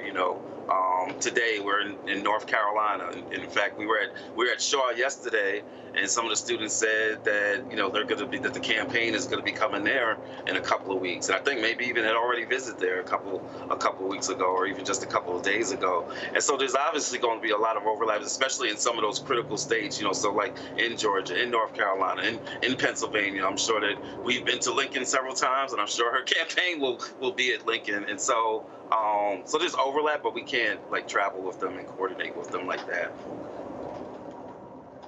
All right, thanks, Kelly. Matt, did you have a question for Cliff? Yeah, I do. And first, let me thank you, Cliff, for the necessary work you do, brother, and for coming on and keeping us informed always. I guess my question to you is, what do y'all expect the impact to be in terms of with this $300,000 donation? I mean, I'm sure you have, but what do y'all think that's going to turn into in terms of how many people you interface with? What's your projected hopeful number of votes? What are y'all seeing in metrics in terms of that? Yeah, I mean, we know that in those states that we've targeted, if we're involving, and we're not necessarily doing all the Divine Nine in each of those states because, that 300,000 can only go but so far. But, if we get chapters and get like 100, say we get 100 chapter members involved in one of those states, we think for every one of those members that's involved, that easily they can. We were just at an event just tonight at Livingstone in North Carolina, and we had students doing texting there. Some of them were Divine Nine members on campus, and we had students who in the span of an hour who texted 12,000 people, right? And so you get a 100 or so Divine Nine members who are each doing that, and that adds up. You talk about 1.2 million voters that you could potentially reach. And so, we think that in each of those states that this partnership is going to allow us to touch in one way or another, around 1 million voters, whether that be by text, whether that be by the visibility things that they'll be doing at polling places, whether that be through social media outreach that some of them will be involved in. We think that in each of these states that this partnership has the ability to touch 1 million people. And so that was 12 states that we had on there. So, you could easily see us reaching 12 million people. All right, excellent. I'm excited about this. Let me ask you a question, Cliff.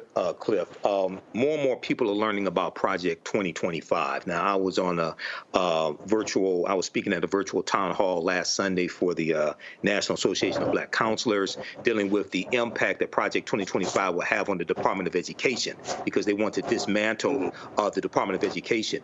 What type of conversations are you having on the ground with African Americans as part of this initiative, this D9 initiative, when it comes to Project 2025?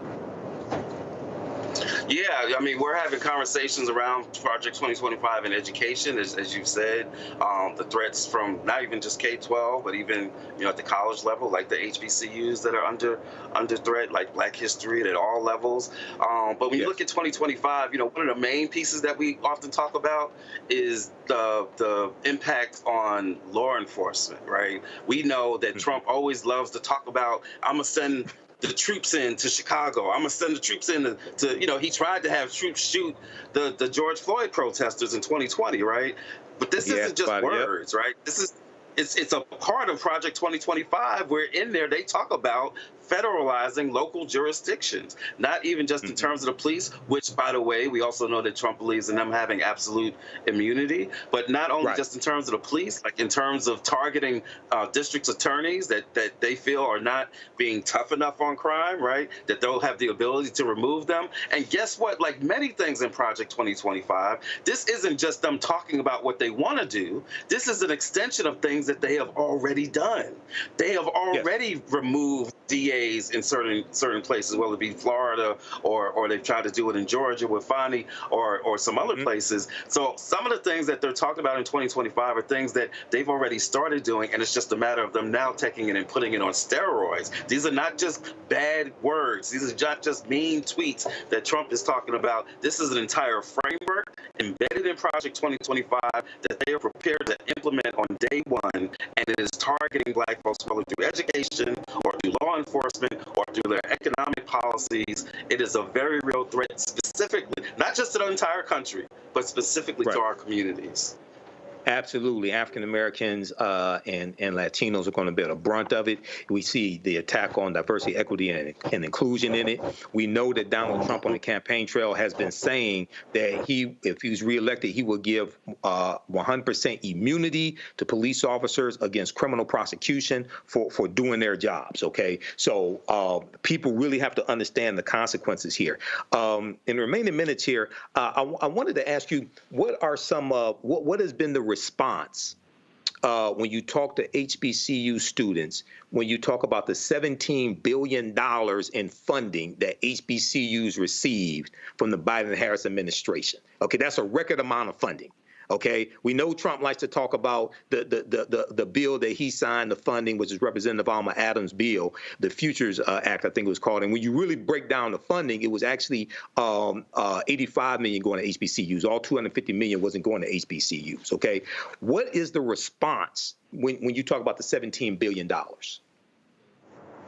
Yeah, you know, it's interesting because one of the main issues that when we talk to some of the students, even before they're talking about like the stuff going on in the wider society, in the cities where they come from, or in the cities surrounding the campuses where they're at, a lot of the times the main issues that they're concerned about are their issues on campus, right? It's the cost of tuition, it's the amount of housing that's available on campuses, or the quality of that housing sometimes. You know, sometimes it's even safety issues, right? And so, you know, when you raise this issue, and sometimes the interesting thing is that they don't see that being connected to politics. They don't see that as being exactly. Some of them do, right? To be clear, some of them do, but you've got a significant chunk that are like, oh, that policy thing is something else, but you know, that's not connected to like the housing on my campus. And so sometimes the conversation is just around helping to connect those dots. Like,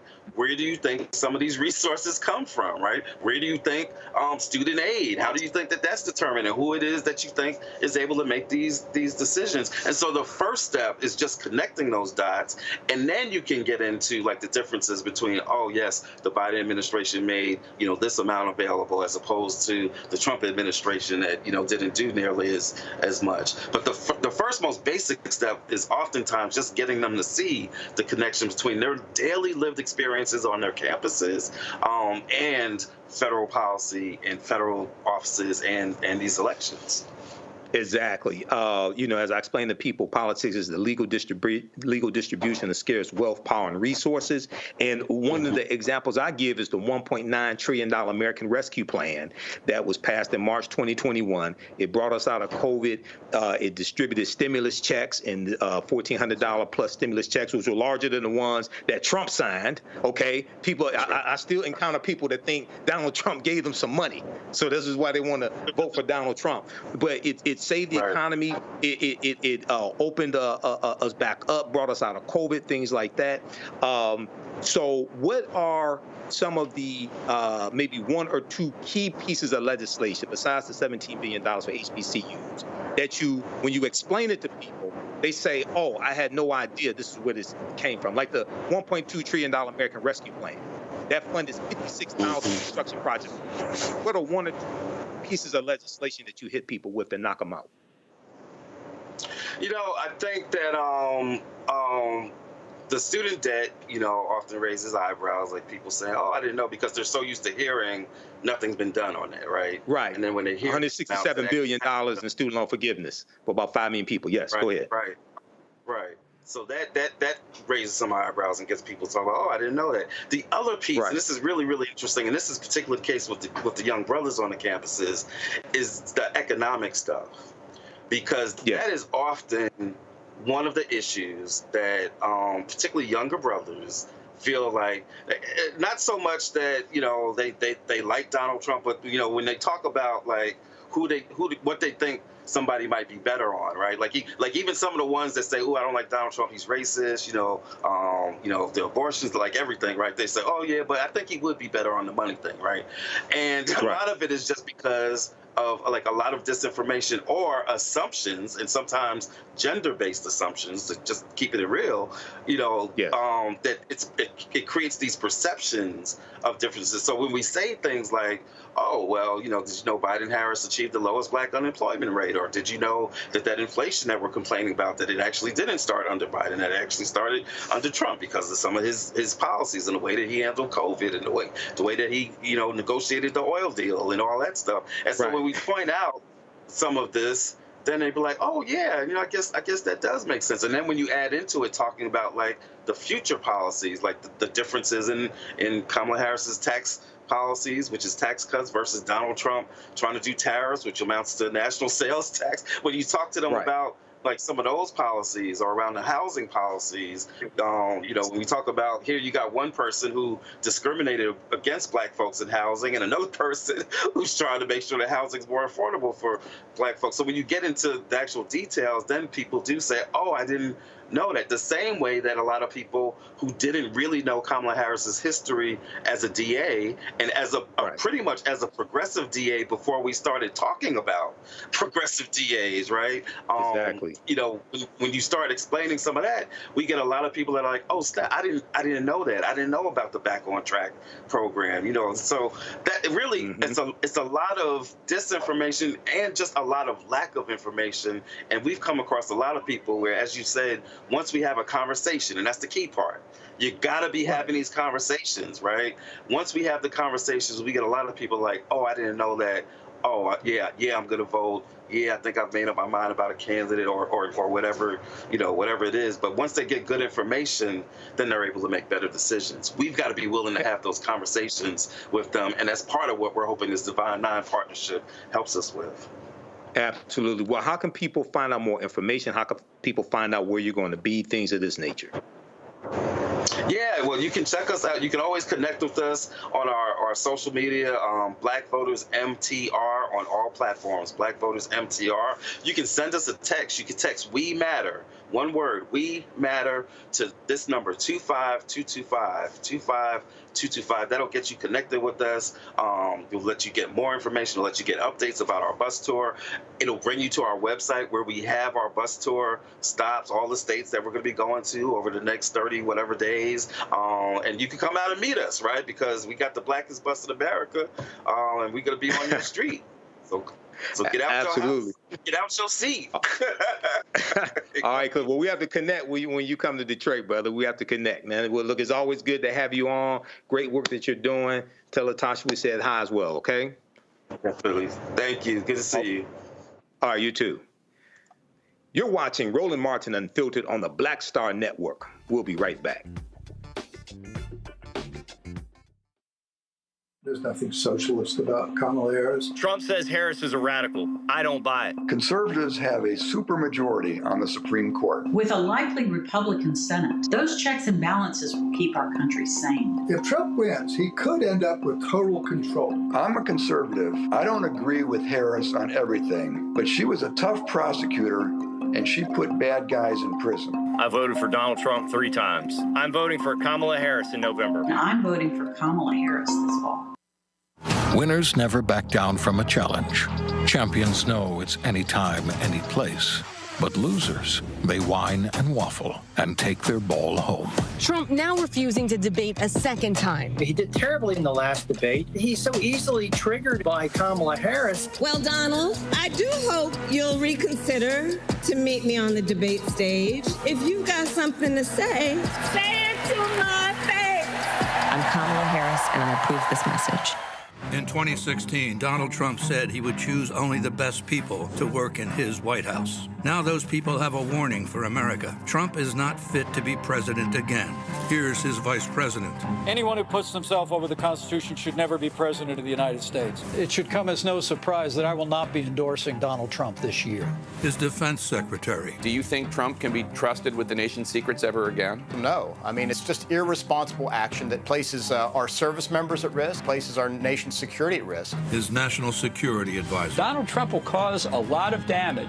The only thing he cares about is Donald Trump. And the nation's highest-ranking military officer. We don't take an oath to a king or a queen or a tyrant or a dictator. And we don't take an oath to a wannabe dictator. Take it from the people who knew him best. Donald Trump is a danger to our troops and our democracy. We can't let him lead our country again.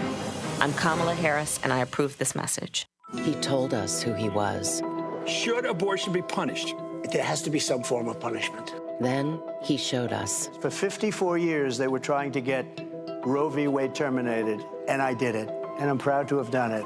Now Donald Trump wants to go further with plans to restrict birth control, ban abortion nationwide, even monitor women's pregnancies. We know who Donald Trump is. He'll take control. We'll pay the price. I'm Kamala Harris, and I approve this message. Bob and I both voted for Donald Trump. I voted for him twice. I won't vote for him again. January 6th was a wake-up call for me. Donald Trump divides people. We've already seen what he has to bring. He didn't do anything to help us. Kamala Harris, she cares about the American people. I think she's got the wherewithal to make a difference. I've never voted for a Democrat. Yes, we're both lifelong Republicans. The choice is very simple. I'm voting for Kamala. I am voting for Kamala Harris. IVF is a miracle for us because it allowed us to have our family. After having my daughter, I wanted more children, but my embryo transfer was canceled 8 days before the procedure. Donald Trump overturning Roe v. Wade stopped us from growing the family that we wanted. I don't want politicians telling me how or when I can have a baby. We need a president that will protect our rights, and that's Kamala Harris. I'm Kamala Harris, and I approve this message. When you talk about blackness and what happens in black culture, we're about covering these things that matter to us, speaking to our issues and concerns. This is a genuine people-powered movement. There's a lot of stuff that we're not getting. You get it, and you spread the word. We wish to plead our own cause. Too long have others spoken for us. We cannot tell our own story if we can't pay for it. This is about covering us. Invest in black-owned media. Your dollars matter. We don't have to keep asking them to cover our stuff. So please support us in what we do, folks. We want to hit 2,000 people, $50 this month, raise $100,000. We're behind 100,000, so we want to hit that. Y'all money makes this possible. Checks and money orders go to P.O. Box 57196, Washington, D.C. 20037-0196. The Cash App is $RM Unfiltered. PayPal is R Martin Unfiltered. Venmo is RM Unfiltered. Zelle is Roland at RolandSMartin.com. This is Essence Atkins. What's the love king of R&B, Raheem Devon? It's me, Sherry Shepard, and you know what you watch. You're watching Roland Martin, Unfiltered.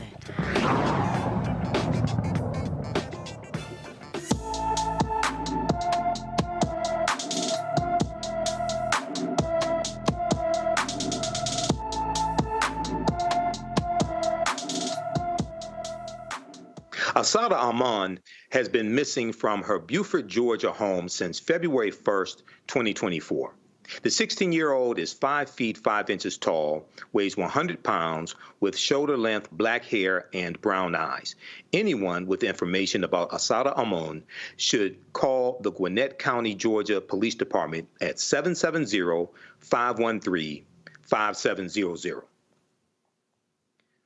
More political ads dropped this week.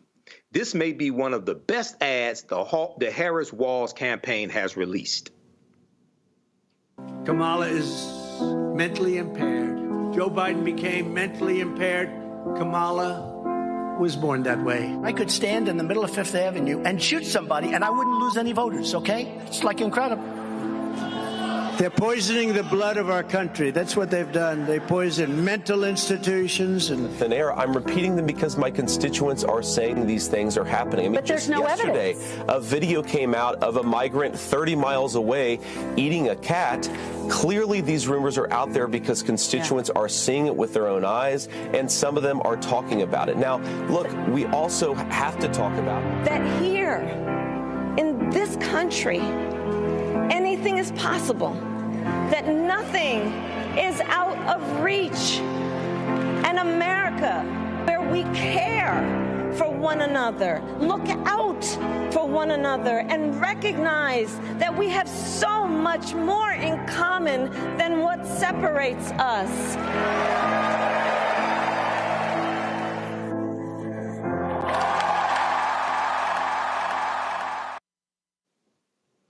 Now, that's a powerful ad dealing with the impact that a lot of this rhetoric, especially coming from the Trump campaign, has on children. There's another ad, the Veterans for Responsible Leadership ad. They dropped this ad as well. Let's take a look at that one. I served in the U.S. Navy. The United States Army. Lieutenant Commander, U.S. Navy. Flew F-18s for 12 and a half years. Former captain of a nuclear submarine. Donald Trump has called veterans losers and suckers. I'm not a sucker. I'm not a sucker. I'm not a sucker. And my friends who died were not losers. I'm not voting for Trump. Because Donald Trump is unfit. Unfit for office. Unfit to be commander-in-chief. America is better than Donald Trump. Don't be the sucker that Trump thinks you are by voting for him.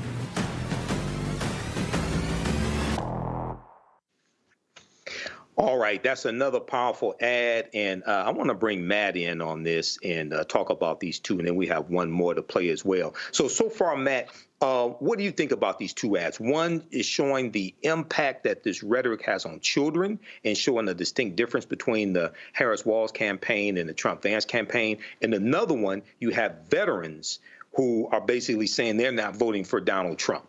Well, what are your thoughts on this? I think the ads are effective in what they communicate, but I don't know if they're effective in moving the needle to get somebody who's going to vote for Donald Trump to come over to the other side, or for people who are truly undecided at this point. Because the reason I say that is we've had so much evidence of the caustic rhetoric he's had when he was president, before he was president, after he's president, well before he ever considered running for president. So, you know, I like that it's strung together. I think for the few people whose heads are in the sand out there, they may be persuasive. But I'm worried that people who are inclined to vote for him are going to do so irrespective of that. So hopefully that has an effect on enough people to tip the balance, maybe in some states or in some precincts. But we're used to it. So that's kind of old hat. What I will say that is interesting, though, is one of my partners is actually a former Air Force aviator. And all the things those veterans were saying are exactly what he says in the halls of our law firm. Just that Mr. Trump is so unfit, and as a veteran that he's just, you know, incensed that he would talk about people who put their lives on the line the way he has. So I don't know how large that contingent is in terms of voting, but I'm hoping that it turns into measurable effects in these battleground states and across the country, because it doesn't make sense that you get to beat the drum of national security all the time and then, you know, denigrate the people who actually sacrifice for national security. It doesn't make sense. Well, we know that September 22nd, 2024, New York Times reported more than 700 current and former national security officials back Harris. These are officials who served in the Reagan administration, Bush administration, et cetera. And we also saw Donald Trump on the campaign, who tried to equate traumatic brain injuries that some in the military suffered, try to equate that to a headache. So it's clear that he does not respect the military. He only wants to use them as props, only wants to use them to his advantage. We have one more dealing with business leaders that we're going to go to. The business leaders for Harris released this ad. And partner Greylock. The most important issue in this upcoming election is our economy. Voters want the candidate who's going to make it easier to get a job, buy a house, keep up with their household expenses. And a lot of people think that Donald Trump is that candidate. But here's the thing. Donald Trump's policies, his divisive rhetoric, and his disregard for stability in the rule of law would hurt our economy. Most CEOs I talk to agree. And that's why we started this project, Business Leaders for Harris, where I sit down with CEOs, founders, and business leaders to discuss why Kamala Harris is the right candidate to build a healthy, strong, and growing American economy. Now, I think that one right there is really powerful, especially targeting men who think that Donald Trump would be better on the economy because they think Donald Trump is a billionaire because of the TV show The Apprentice. We saw Magic Johnson today on the campaign trail for Vice President Kamala Harris, successful businessman, multimillionaire. What are your thoughts on this ad right here, Business Leaders for Harris, Matt? I think this is brilliant, especially because I think you hit the nail on the head as you usually do. That's one of the things you hear from people who say they're going to vote for Trump. One of the first things they tout is he's a businessman. He knows business. He's going to make the economy good. Like, that's the drum they're always beating. So I think it's very, very, very important to have people who are in corporate leadership saying, he doesn't have the policies that are going to affect the economy. Now, it wouldn't be me if I didn't say some of that is ironic because we know that corporations get to run roughshod over the American people, right? So, some of it is a little bit self-serving, if we're honest. But I do think it's important rhetorically to get people into the fold for Harris-Walz, because that is almost universally the first thing you hear about Mr. Trump, is that he's got this business acumen and therefore he's going to be better for the economy. And if you have people who are big engines in the economy saying they don't believe that to be the case, that might be persuasive for a lot of people. Absolutely. I don't know a lot of business people who are successful, who say that Donald Trump is a successful businessman. We see that Mark Cuban has been doing interviews, owner of the Dallas Mavericks. We see Mark Cuban on the TV show Shark Tank, billionaire Mark Cuban. He's been speaking out about Donald Trump, talking about how harmful his policies will be. We know there was an excellent article from Black Enterprise about a week or so ago that broke down how the Vice President Kamala Harris' economic policies would be beneficial for African Americans as well. So I think it's going to take a combination of these type of ads, but also the work that people like Cliff Albright are doing and Latasha Brown as well on the ground. But when you have successful business leaders, you have close to 100 business leaders who have endorsed Vice President Kamala Harris and say that her economic plan is going to be better than Donald Trump's economic plan as well. When you have people who know this better than most of the people on cable news, things like that, coming out endorsing her, I think that's going to move the needle as well. So we'll see what happens. But we have 32 days, and the fight continues. We can do this. Okay. You're watching Roland Martin Unfiltered on the Black Star Network. We'll be right back. He told us who he was. Should abortion be punished? There has to be some form of punishment. Then he showed us. For 54 years, they were trying to get Roe v. Wade terminated, and I did it, and I'm proud to have done it. Now Donald Trump wants to go further with plans to restrict birth control, ban abortion nationwide, even monitor women's pregnancies. We know who Donald Trump is. He'll take control. We'll pay the price. I'm Kamala Harris, and I approve this message. Bob and I both voted for Donald Trump. I voted for him twice. I won't vote for him again. January 6th was a wake-up call for me. Donald Trump divides people. We've already seen what he has to bring. He didn't do anything to help us. Kamala Harris, she cares about the American people. I think she's got the wherewithal to make a difference. I've never voted for a Democrat. Yes, we're both lifelong Republicans. The choice is very simple. I'm voting for Kamala. I am voting for Kamala Harris. IVF is a miracle for us because it allowed us to have our family. After having my daughter, I wanted more children, but my embryo transfer was canceled 8 days before the procedure. Donald Trump overturning Roe v. Wade stopped us from growing the family that we wanted. I don't want politicians telling me how or when I can have a baby. We need a president that will protect our rights, and that's Kamala Harris. I'm Kamala Harris, and I approve this message. Kamala Harris has never backed down from a challenge. She put cartel members and drug traffickers behind bars, and she will secure our border. Here's her plan: hire thousands more border agents, enforce the law and step up technology, and stop fentanyl smuggling and human trafficking. We need a leader with a real plan to fix the border, and that's Kamala Harris. I'm Kamala Harris, and I approve this message. Of 100 Republicans who worked in national security for Presidents Reagan, both Bushes, and for President Trump, now endorsing Harris for president. She came up as a prosecutor, an attorney general, into the Senate. She has the kind of character that's going to be necessary in the presidency. Vice President Harris is standing in the breach at a critical moment in our nation's history. We have a shared commitment as Americans to do what's right for this country. This year, I am proudly casting my vote for Vice President Kamala Harris. Former generals, secretaries of defense, secretaries of the Army, Navy, and Air Force, CIA directors, and National Security Council leaders under Democratic and Republican presidents, Republican members of Congress, and even former Trump administration officials agree there's only one candidate fit to lead our nation, and that's Kamala Harris. I'm Kamala Harris, and I approve this message.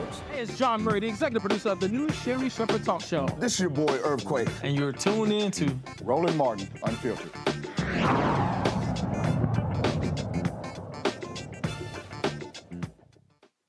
A federal judge in Texas says Darryl George can proceed with his case against Barbara Hill High School for suspending and keeping him out of the 2023-2024 school year for not cutting his locks. George was suspended in the fall of 2023 for violating the school's dress code. George's hair, quote, fell below his eyebrows and earlobes, end quote. Joining us now is attorney Allie Booker, who represents the George family. How you doing today, Allie? I'm doing fantastic. All right, it's great to have you here. And I understand there's a update that you have for us in this case. Yes, the judge just handed down some pretty significant rulings in this case. And I would like to start off by saying happy birthday, Darryl George. Okay, happy birthday, Darryl. Yeah, it's going to be a better day for these rulings that we just received. So the court denied the emergency relief only because Darryl is not there, so he doesn't need emergency relief. But the court has stated that at the time, whenever we are ready, they're ready to hear the case for the relief so that he can go back to Barbara Hill. That is significant. He did rule on that today, and he stated why he ruled on that today. And he said, because Darryl can come back, we are correct. He needs to hear that case because he doesn't want Darryl to go back and him not already handle the issue of injunctive relief. So that is a win for us. The second order that he handed down is regarding a motion for summary judgment, which is what we call a dispositive motion. It's a dismissal motion. The court denied their motion and granted our motion, stating that we are correct. We have a right to prove our case before the court tries to throw it. We have a right to prove our case before opposing counsel, Barbara Hill ISD, attempts to ask the court to throw our case out. This is monumental because in the DeAndre Arnold case, they have a big issue pending at the Fifth Circuit, and that issue is whether or not they can be deposed and it can be used. So we will be moving forward with depositions.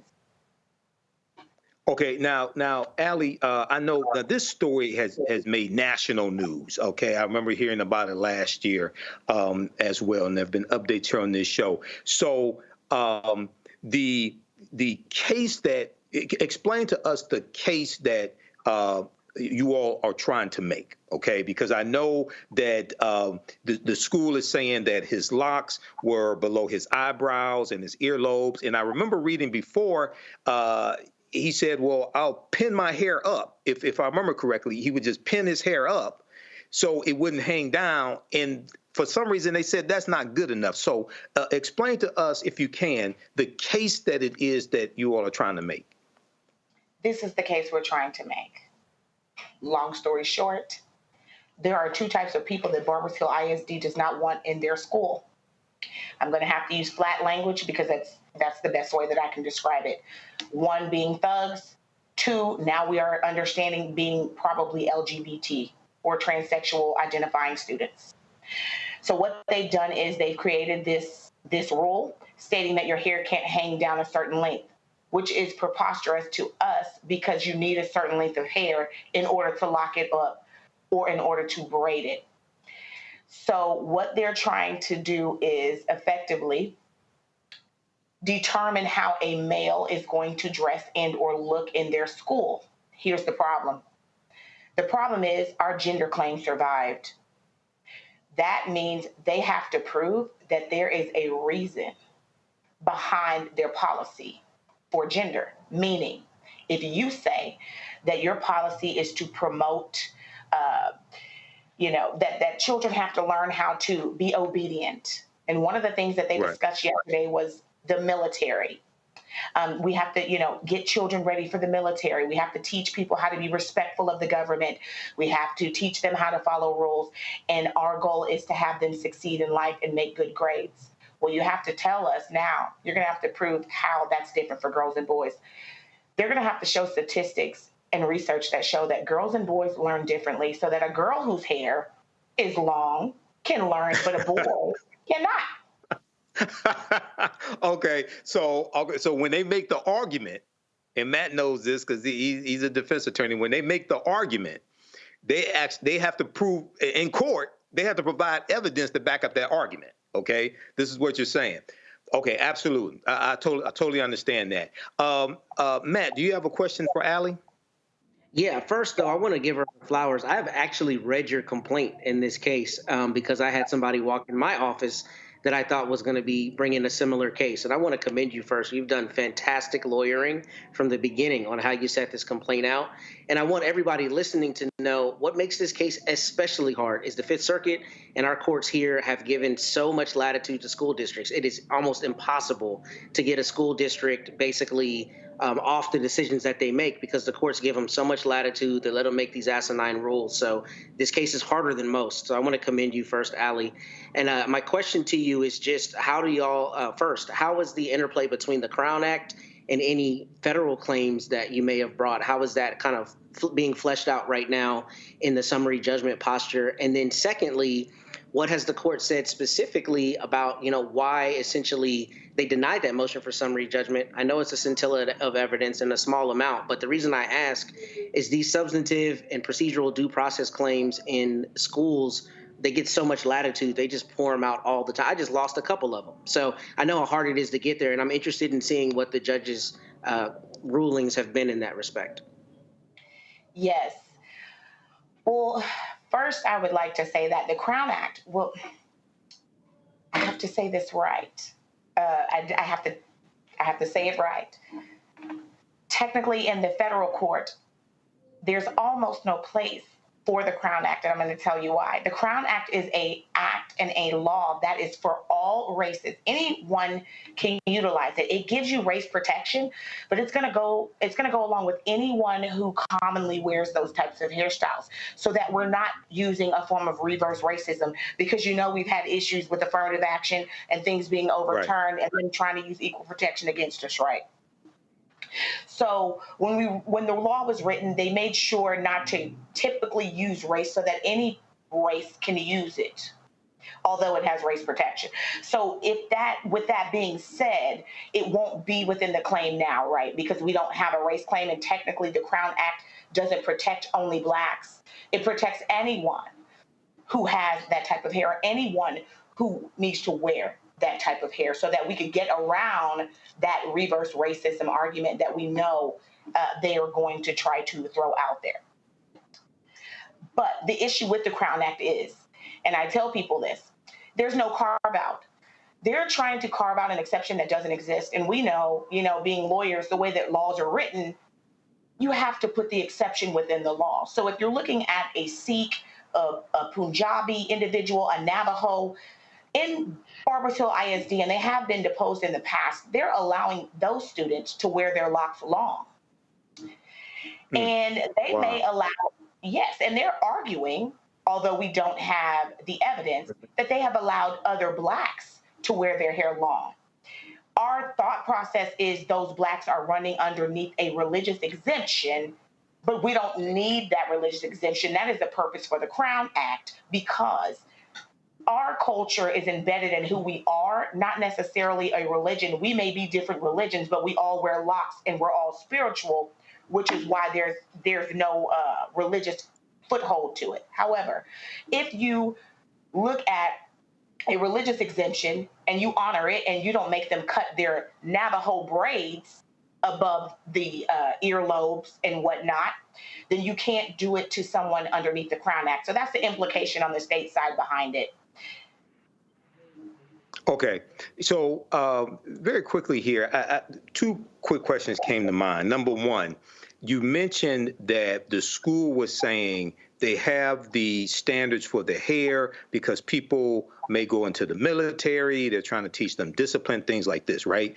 But the military, if I'm correct, has relaxed their standards on hair to at least some branches. Don't they allow braids now? You are correct. And it was complete, I couldn't believe they said it, because number one, Barbers Hill is a public school. It is not a military school by any stretch of the imagination. Yes, and it's not private. And people are forced to go there. I mean, if you don't go to school, you can wind up with severe consequences, and this is the law. Therefore, they can't impose these unreasonable restrictions on people going to a public school. And the problem is, I believe that Barbers Hill thinks that they forget that they're not a private school. And counsel is right. It's hard. I mean, we're fighting cases from the 1970s here. They've left schools alone for a long time. But one of the problems now is we are edging up and accepting differences now. And because of that, and you have children that are identifying different ways. And I honestly believe Barbers Hill wanted to get a jump on it. And they wanted to go ahead and start banning these particular children before it came to fruition, might I say. Okay, excellent. And the school, just for the record, the school does allow braids and locks, right? But they're saying that they can't be below your eyebrows or below your earlobes. Am I correct? That is their argument. But if that is the true argument, then we go back to what you started off with. Then why is him gathering it an issue? Right. If he puts the hair up, why is that an issue? Absolutely. Okay. So what are the next steps here in this case? You just came out of court. The judge, you have some new developments you just shared with us. What are the next steps in this case that you can share with us? We are going to have Barbers Hill look underneath every rock on Barbers Hill and give us the stats. They've already said that there are none, but we get a chance to ask them, and we want to see what statistics they're looking at, what research they looked at the time that they employed this rule, because it honestly doesn't make sense. I don't know the difference between girls and boys, and I don't understand why you would let a boy wear his hair long. A girl wear her hair long, but not allow a boy. To me, it doesn't make sense. And that's what we're getting ready to do. We are getting ready to depose them, and we are going to ask them for the statistics. We are going to have to get information about the students, the individuals who have been granted exemptions, to see what exemption they're running underneath. So now we are getting to the nitty gritty, and they will not like that. They have fought us tooth and nail in all absolutely discovery. Well, Attorney Ali Booker, keep us up to date on this, and keep us up to date on this, because we know this is a big case. Okay. Yes, sir, will do. Can I ask one more question, Michael? I think we're out of time, Matt. I'm getting the wrap-up call. Okay. Quick question. Go ahead, Matt. Just the question real quick is, did y'all bring a Monell claim? And if so, how are they defending the constitutionality of this policy? And I ask because this is exactly rife for the idea that you can't, have an equal application and you're going to have some constitutional issues. So is that a part of your case? I don't recall from your complaint. It is not, but they have raised it, and what they have stated is that just because they are a school, they meet intermediate scrutiny. So this will be very interesting because that is not the law. Right. All right. Thank you. Okay, Attorney Allie Booker. Well, keep us posted on this case, okay? Yes. And happy birthday to Darryl as well. Absolutely. All right. All right, Matt. Hey, thanks for hanging with us today. Matt, we know Roland had to leave early. Thanks for watching Roland Martin Unfiltered on the Black Star Network. I'm Michael Imhotep. Holla. Have a great weekend. Folks, Black Star Network is here. Hold no punches. I'm real revolutionary right now. Support this man, Black Media. He makes sure that our stories are told. Thank you for being the voice of Black America, Roland. Stay black. I love y'all. All momentum we have now, we have to keep this going. The video looks phenomenal. See, there's a difference between Black Star Network and Black-owned media and something like CNN. You can't be Black-owned media and be scared. It's time to be smart. Bring your eyeballs home. You dig?